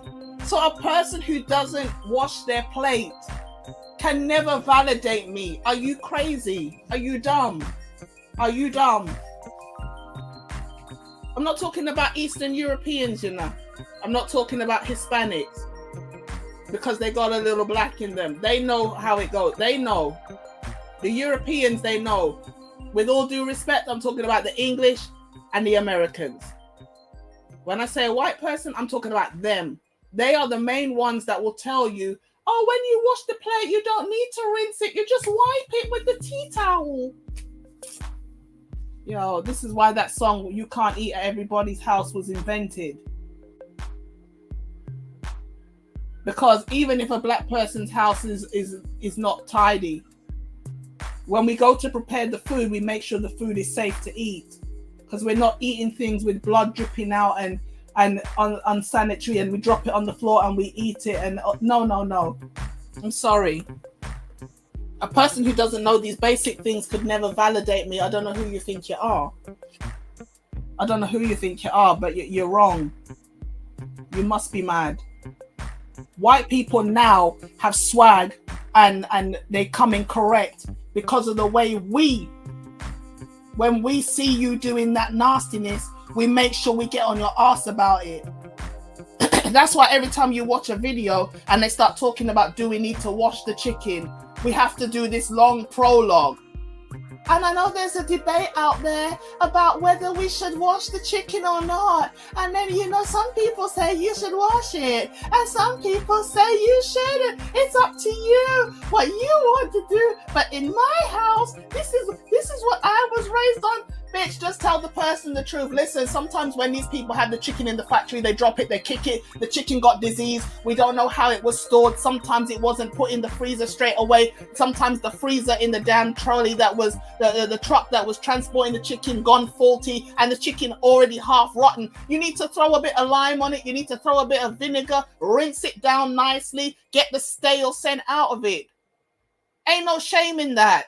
How you gonna get the chicken and just throw it in the pan, bang? And then, these people, they do the video, oh, this is why we don't wash the chicken, because look at the bacteria spraying everywhere. And the man's got the tap full blast, like he's trying to extinguish like a forest fire in California, like a freaking fire hydrant. And it's like, who the hell washes chicken with the water full blast spraying like a fountain? Ain't nobody doing this, bro. We get a little bowl, we put the chicken in, salt, vinegar, lime, and we just gently turn on the tap and let it sit. We give it a little rub down with the lime and we gently pour it out. We're not flooding the entire kitchen with chicken bacteria. I just had to go on that rant, boy, because people out here acting stupid. You don't know what these people, especially if you go to the butchers. Maybe you go to the supermarket, that thing is wrapped, so it's maybe a bit safe. Sometimes when you go to the butcher, the meat is open. Flies can even come and land on the meat. That fly has just come off a doo-doo. That fly has just come off a dead animal in the street. It's carrying bacteria. So when you go to the butcher, you have to take that meat and give it a wash. Come on. And a person who's going to tell me you don't need to wash meat thinks they can lecture me. Oh, you need to fall back. Don't ever play games with your life.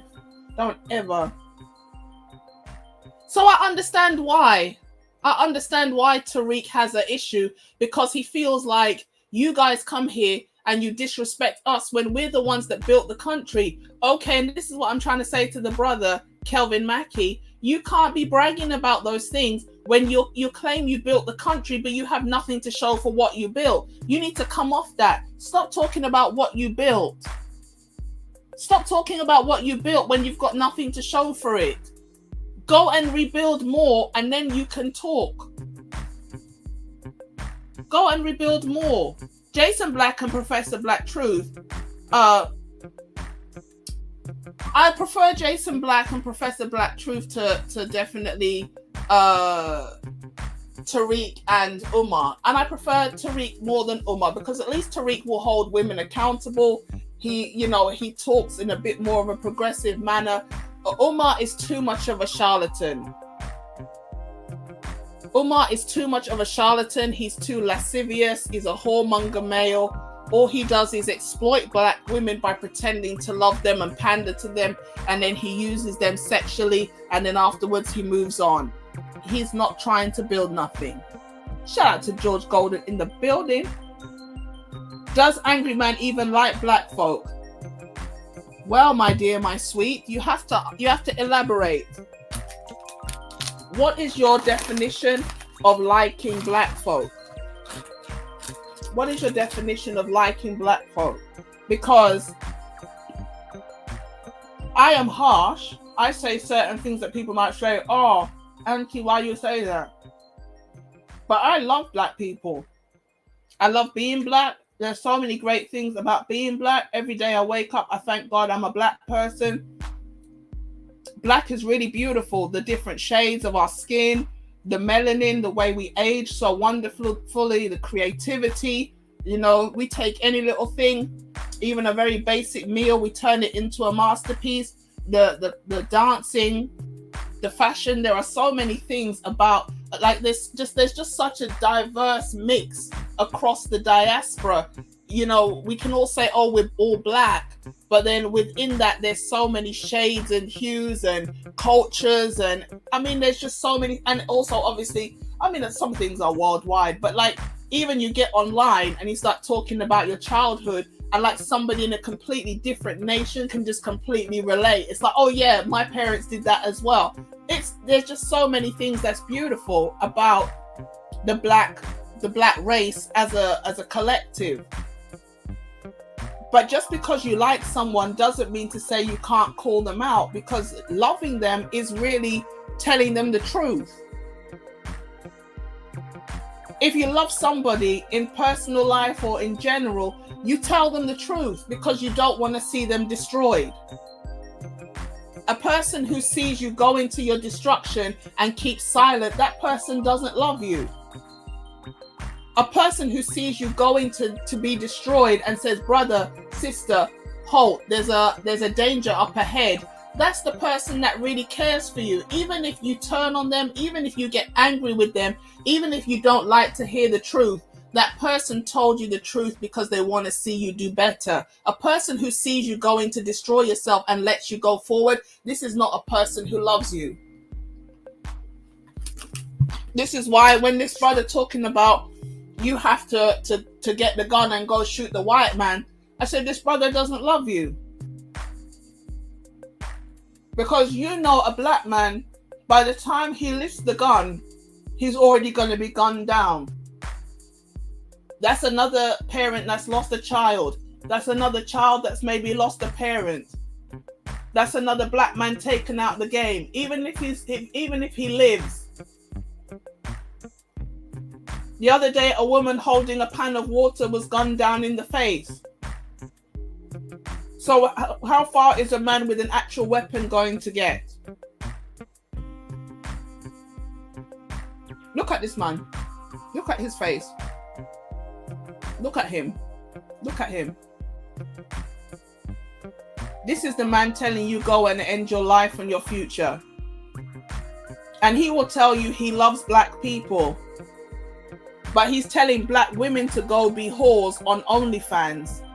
And he's telling black men to go and grab a gun and defending rappers.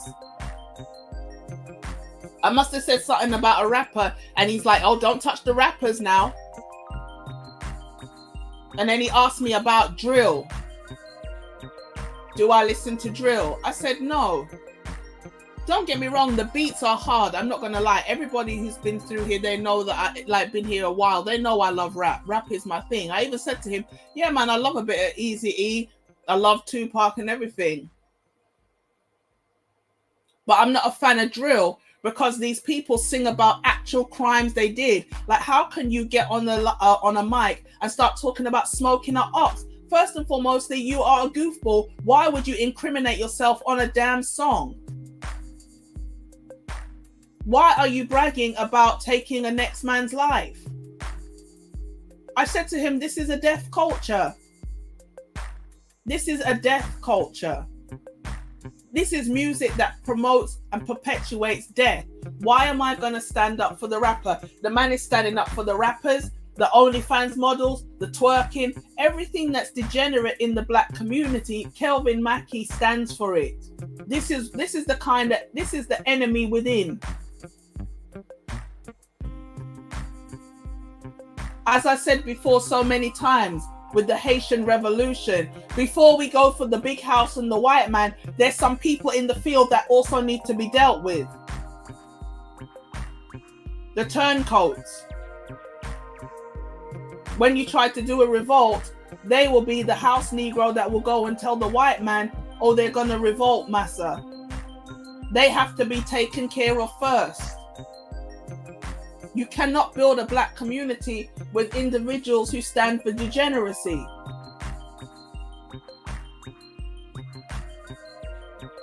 How can you have a functioning, healthy community and your leader is telling you twerking is spiritual? Twerking is spiritual. Shout out to Kazama Fury. I vehemently disagree with Umar, but incentives come with a price. Every time they put plans in place, it's for people of color, then they redline. Here in America, other groups are dependent on whites. Yeah, everybody is dependent on white because the white man is the majority. And the white man is developing what matters. Why is there no music playing? Did the music just decide to stop? Or did I move the headphones? Can anybody hear music? Looked like it just stopped.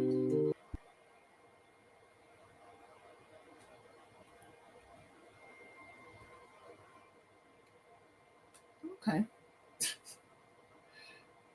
YouTube just decided to stop playing. He said, I've had enough of you screaming at me. Wow, Carl McFarlane in the building. What happened to Sick Lid? Yeah, I like a bit of Eazy-E actually. Leave me alone. Eazy-E he wasn't the best rapper, but he definitely was a trendsetter. Yeah, with all due respect, what is this business about washing things in the kitchen sink? Isn't that what the bathroom is for?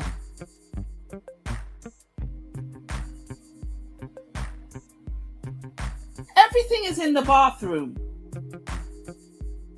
Like, why? I think it's the whole thing where you can lay the baby down on the countertop and so the child is not cricking their neck. So you just lay them down like in the salon kind of thing, and that means they're more comfortable. But for me, I'm just like, this is where we prepare food. I can't do it. Shout out to, man, you guys have shown up and shown out. UFO Kamikaze in the building. I see Sick Lid in the building. Carl McFarlane every day. Every time I see this brother, I remember the day when we used to beat those women. We used to beat them. Oh, God. We need more times like this, but they don't come because they know we will tag team them properly. We will tag team them properly. Oh, God. Shout out to the 18th letter in the building. Definitely. Where am I? Let me go back up. This man talking about twerking.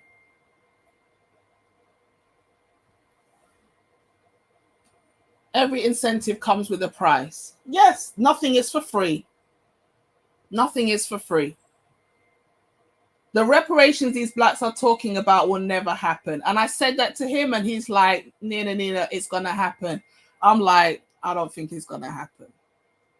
I'd like to see a black America free from taxation. The Jews and Ukrainians care nothing for us. yet our tax dollars are used to line their pockets. And that's what Angry Man said as well. The best thing for black people in terms of reparations would be a tax exemption, you know. Even if Angry Man is a wannabe conservative, he makes good points. You know, he makes some good points. And to be honest with you, the Republican Party is better for black people, in my opinion, from what I've seen. This is it. See, George and I are on the same wavelength. Before I got there, he's already said it. Oh my gosh. Here in America, they can start with at least giving us a crime bill. How the hell we are the most targeted people due to our race, but there's no crime bill against it? These are the kind of things, these are the kind of things that the black people need to be demanding from the Democrats if they want to vote Democrat. They can't allow themselves to be manipulated by somebody saying, if you don't vote for the Democratic Party, you're not black. Then just say, well, I'm officially now a white person then. Until I get something good for my vote, I'm officially now a white person. Don't let them manipulate you like that. Yeah, the craziness, a lot of I think it's protesters protesting against foreigners again. I told you, let the circumstance be right, and you see the racism rear its head like cream floating to the top of milk. You just need the right circumstance, and all of a sudden, these people come out of the woodwork. A lot of protesting, and there's a lot of protesting against Israel. They say they want the ceasefire. Everybody knows I'm pro-Israel.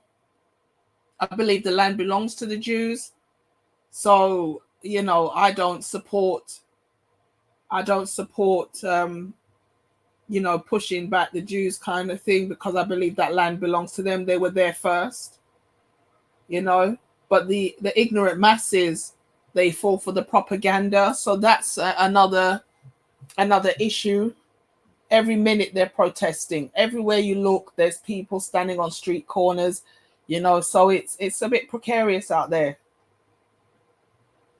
It's insulting that they play in our face here all the time. During the pandemic, the Asian hate bill, are you kidding me? And they play because, unfortunately, black people allow it.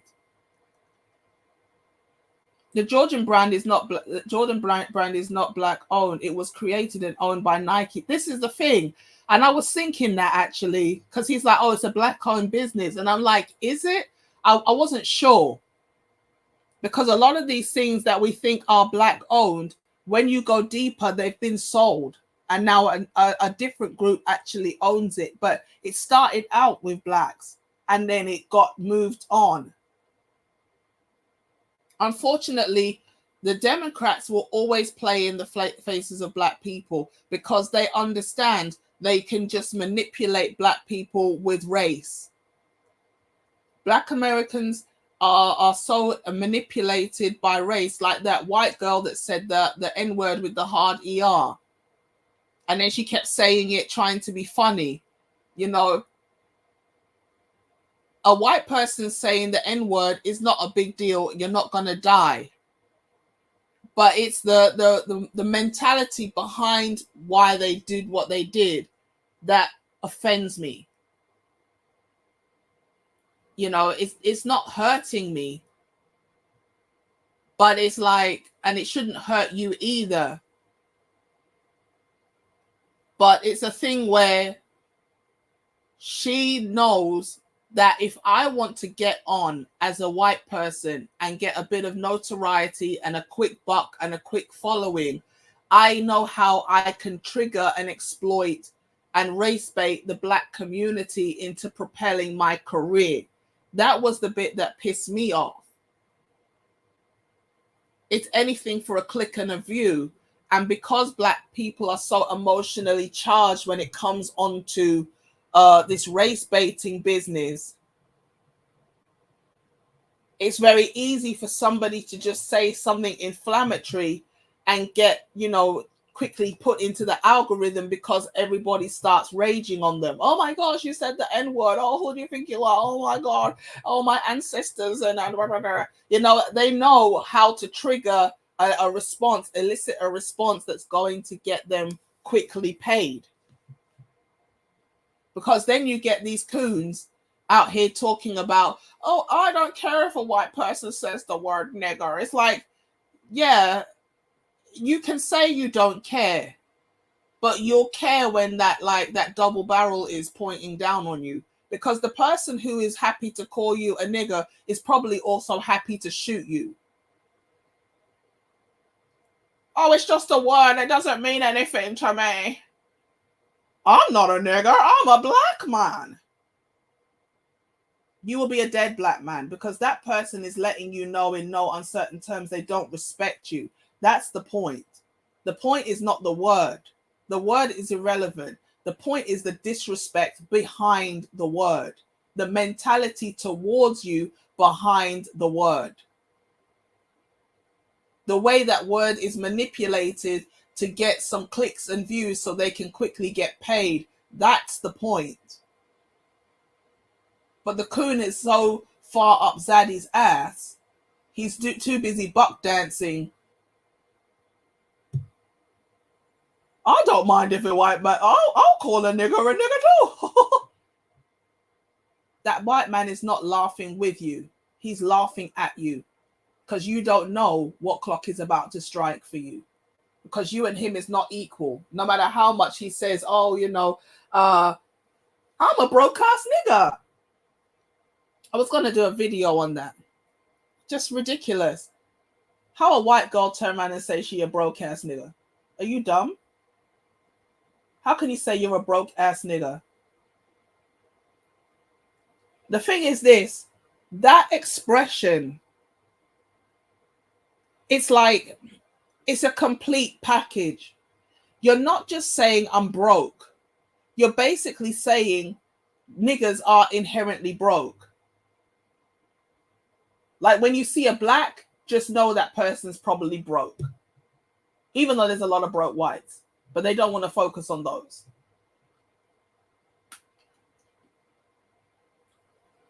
Black equals poor.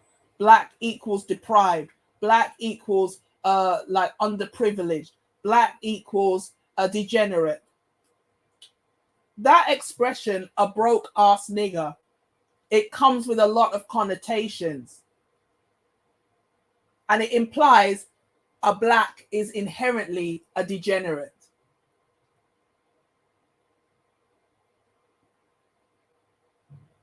It's like, I can't think of it's like when you say to somebody, oh, you're acting gay. You say to a straight man, man, you're so gay. You're saying, oh, you're flaming, you're flamboyant, you're homosexual, you look like you like to do other dudes, bruv. You're sassy, you're this. It's a whole connotation. You're not just saying, oh, you're a man who might be attracted to other men and there's nothing wrong with that. It's an insult. But this person tried to take a joke, tried to take an insult and then present it like a joke. I'm a white girl, but I'm also a broke-ass nigga. As if she's slick, as if we don't see what you're doing. But you know, these goofballs, when they see the white skin, they start jumping. It's so funny. Oh, Becky, you're so hilarious. Bitch, please, go and sit down somewhere. Just ridiculous. Out here talking about she's a white girl, but she's a black. One to rock and one to stalk. You see, I'm far behind. You have to explain to me what that was, Ryan James. That's another insult right there about reparations. Does it matter what black people do with the money if they received it? There's plenty of people who are not on the internet who got a business mindset in Black America, but redlining is still a thing. They will have the means to supersede that. This is it. This is maybe one of the reasons why they don't want to give it, because now in the age of the internet, people's mindset is being elevated. We're all having access to people that we never had access to before. Once upon a time, you couldn't get access to a Robert Kiyosaki or a I don't know, Richard Branson or a Bill Gates. You couldn't get access to these people's minds. But now even a person coming from a deprived background, could actually get access to knowledge that's going to help him or her elevate out of their current situation. So it doesn't matter what they do with their money. That's not a good argument not to give them their money that's rightfully theirs. Yes, I understand what you're saying. I agree. My issue is this. If you give Black people reparations, I would love to see infrastructure the way other groups build infrastructure. I know I've probably said this already. It's just because I'm, way behind in the chat. And this is what I argued with the brother. The point I was making about what they're going to do with the money is really, are they going to invest it in something that's going to generate a long-term income? Are you going to build factories and businesses that are going to stimulate an economy? Because all this soul trading that you're talking about is not going to be adequate to build a Black community. You need lawyers, you need doctors, you need teachers. And this is what I said to the brother. I said, a doctor is a doctor everywhere. You can go abroad and be a doctor. A teacher is a teacher everywhere. You can go abroad and teach. Especially English, you can go abroad and teach English abroad. A lawyer is a lawyer everywhere. And we were at that point, we were arguing about Jordans. He's telling me I picked a wrong thing for saying Jordans because Jordans is a lucrative business. I said, you cannot build the entire Black community on the backs of Jordan selling. You see? So I hear what you're saying. At the end of the day, I believe Black people are entitled to reparations, and they should get reparations of some kind, whether it's the check, whether it's tax exemption, whether it's house and land, whatever. But the bottom line is this: as we talk as a group of Black people between ourselves, we need to also ask, so are we just going to piss the money up the wall? Or not me personally, because I'm not in the States, I'm not getting reparations, but just talking, if I was in the States, blah, blah, blah. Are Black people going to piss that money up the wall, or are they actually going to put it into something that's going to generate income in the long run? Buying a piece of land and learning to farm the land means you could become a producer of wheat, barley or whatever, or hay, or, whatever. You can put some fast growing soft trees on there, and every few years you harvest it. Now you've got timber to sell, or are you just going to buy, and that's why I picked the Jordans, but are you just going to buy frivolous stuff and be a consumer and then just put the money back in the hands of the white man? You see? What is he talking about? I've only ever had one pair of Jordans in my lifetime, and I was 13. He said that was 33 years ago. Well, I've never had a pair of Jordans, and I don't even buy Nikes. Do you know what I mean? That's what he said. He said people are buying multiple pairs of Jordans. They wear one, and the rest they pug them away. I think some people are sneakerheads, and they collect Jordans. I don't think they collect them for the purpose of reselling. I think there are people who are sneakerheads and they love having unique pairs of trainers, but they intend on wearing all of them. I don't think they keep them pristine in the box. And he could have even said, if you want to buy something to wear, he could have even said buy jewelry. You can get reasonably priced jewelry even off the shopping channel. Buy gold, buy precious stones.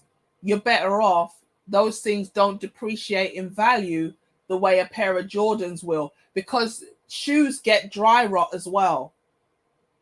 You have to maintain them or they will rot in the box. You get a precious stone or a piece of gold, that's not going to depreciate in value. I've got about 4 pairs of sneakers and none of them are Nike. I'm a grown ass man. I mostly wear steel toe cap boots throughout the week. This is it. After you've been wearing steel toe cap boots, you probably just want to walk around barefoot and relaxed. You don't want the burden of heavy ass shoes on your feet. Did you know that here in Americans, the Asians strong-armed the beauty care supply? Oh, even here in the UK, very few black hair shops are actually run by blacks. Black-owned beauty supply owners are not sold to by them to sabotage their business or have to pay more. This is it.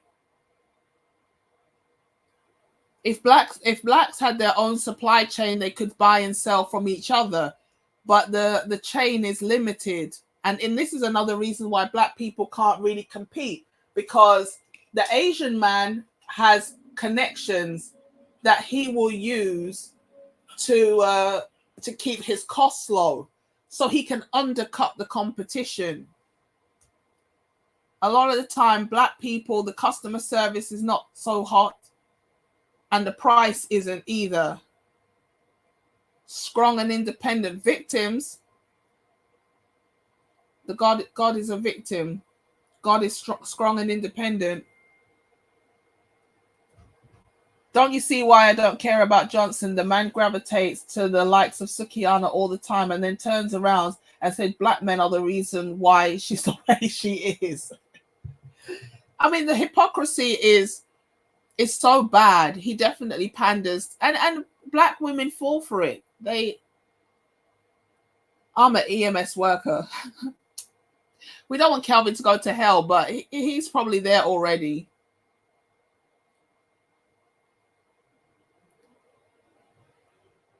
Black people are fetishized. Yeah, that's true, but we play into it. Is he still on Twitter? I don't know. I was shocked because I finally got the juice up this morning to go online.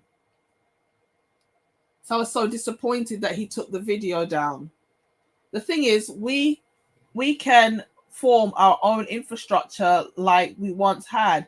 This is the reason why they burned down Oscarville and Tulsa. Yeah, I mean, I hear that 4 years after, like Tulsa, for example, was burnt down, it was rebuilt. You see, and now I think we're in the age of the little compact business. Like, it's okay to just have, you don't need to necessarily have a chain, but you can have a little coffee shop, a little, how can I say, like a little patisserie, and you have your unique bagel shop or whatever. Everybody can have their own business, and you just have, like, I can't remember, like a village feel. I'm trying to think of a word, but it's not chain store. It's the other type of store where everybody's just doing their own thing. You can have communities that are self-sufficient. You buy locally grown and produced products and things like that, and the local farms supply the local businesses and things like that. It's possible. It's doable. And it's going to become more of a reality now that the internet is helping people expand their mind. They're not victim to the people around them. They're able to get that knowledge that they need without it being somebody that they know personally. Hold on 1 second. You see? Soupbone said, but who are you to tell grown people what to do with their money? I'm not really telling anybody what to do with their money, but I kind of am. Because I would love to see black people win. I would love to see black people win. But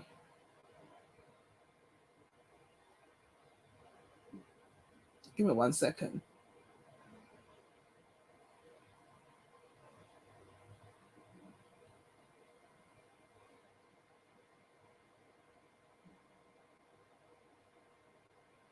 Give me 1 second. I've got something I need to do.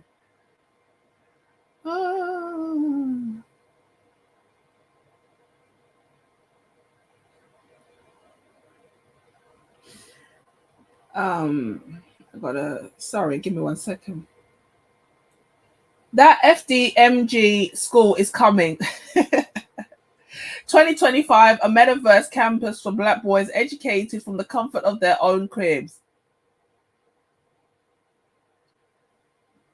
Is that real? No, you're taking the piss now, isn't it? You're taking the mickey. I know, you're taking the mickey. Where am I? Shout out to the 18th letter. Nothing much, man. But who are you to tell? Oh yeah, what? Who are you to tell? Yeah, I have an opinion. I have a voice. I have the right. Other ethnic groups are given boatloads of money to come into our neighborhood and start businesses, but we aren't given the same opportunities within our own. Well, yes, I agree and I disagree because I feel like sometimes these guys are not, they're not taking advantage. They're not taking advantage of the opportunities. They're being dumbed down. He said, Meg the donkey. Don't let Meg hear you. She might kick you. She might kick you. A lot of these new panderers are supporting sex work because they think it will get them female followers. And unfortunately, all you have to do is pander to the black woman and she will go along with it. But then perpetuating that nonsense is what helps to keep the situation down. Equal opportunities are still not a thing. It's every man for himself. Every man for himself. Every man has to start individually working.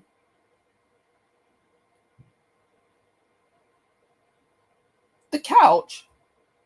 What?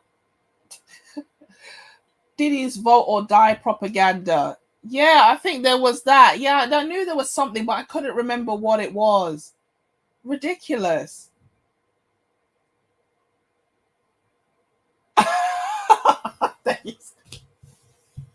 It's better than nothing, is it not? It's better than unwanted pregnancy, is it not, Cichlid? That's what I'm saying. Black people are industrious and ingenious. As a Black American man, we crave peace and serenity, not raccoons need validation. This is it. But the raccoons are very outspoken out here. Well, it don't matter what the white man wants, Cichlid. We're here already. We've been done building the country already, so it doesn't matter what he wants. Gordon Ramsay stole that idea and now makes millions doing the same thing in his high-end restaurant. What? Giving people salmonella. This is it. Cave behavior. Just disgusting. A person who don't... This, a washcloth. Remember when Serena Williams' husband or former husband had to say she had to tell him how to really use the washcloth? Maybe there's film on the meat, maybe. But the way these people are going hard in the paint to say you don't need to wash meat. No, I can't do it. I'm sorry. Omar Johnson travels to London every year to talk you pro-blacks out of your money and your knickers. I'm trying to do the same. Disgusting. Cichlid is very naughty. Anytime I see you in the UK, I'm going to smack you. I saw a British man with a Trump 24 hat on as he was throwing bricks at the police. Probably. I told you, when those far righters, I guess we would call them, come out to play, Trump supporters are attacking cops on January 6th as well. Was it? I think there was somebody who was hurt or killed during that January 6th riot, isn't it? Yeah, Umar is not going to build the school. So that's basically where it kind of ended, you know. The situation went downhill with me and this brother on the live. We start talking about the sex work. I started having a go at people in his comment section. Somebody was calling me names and saying I'm too young. And I wanted to say, like, dude, I'm probably old enough to be your mom. But the thing was, the guy had already dropped me, but I didn't realize because I was walking down the street. I was going ham only to find out I was no longer on the live. But it's just a shame. But that was the gist of the conversation. And all I really wanted to say is it's very sad. It's a sad state of affairs that you have people like this with a voice leading the masses. I don't understand how somebody who thinks like this can actually acquire 25,000 subs. Like, what was he really saying that inspired over 26,000 people? Because here it says 25,800. You know, 25,000 people are listening to a black man telling them, go and get a gun and shoot people so that you can be gunned down or in prison and throw your entire life away. And as a woman, your best asset is shaking ass. Like, it's frightening. It's very frightening. And I don't want to say this is a reflection of all black men in America, because that would be just downright disrespectful. I know that's not the case. But there are obviously far too many black men like this and black people like this who are running around idolizing blackness instead of appreciating blackness, but focusing on the real issues at hand. It's just disappointing. Shout out to Bronzebird. He's right. I should have downloaded the video as soon as I got home so that I could have had it for my archives just in case. I really didn't think the guy would do this, but I'm not surprised. So with that being said, man, we had such a good turnout. I can't even go through all the names. Shout out to Ryan James, George Golden, Sick Lid, Carl McFarlane. Shout out to Kazama Furia, UFO Kamikaze in the building, Soup Bone, the 18th Letter. Shout out to, who else did I see in here? Obviously, Bronzebird and Deshaun. I think I got pretty much everybody. There was somebody else. The introvert Maxing, shout out to you, brother. He come through. He was giving me good jokes. The Clue channel was in here.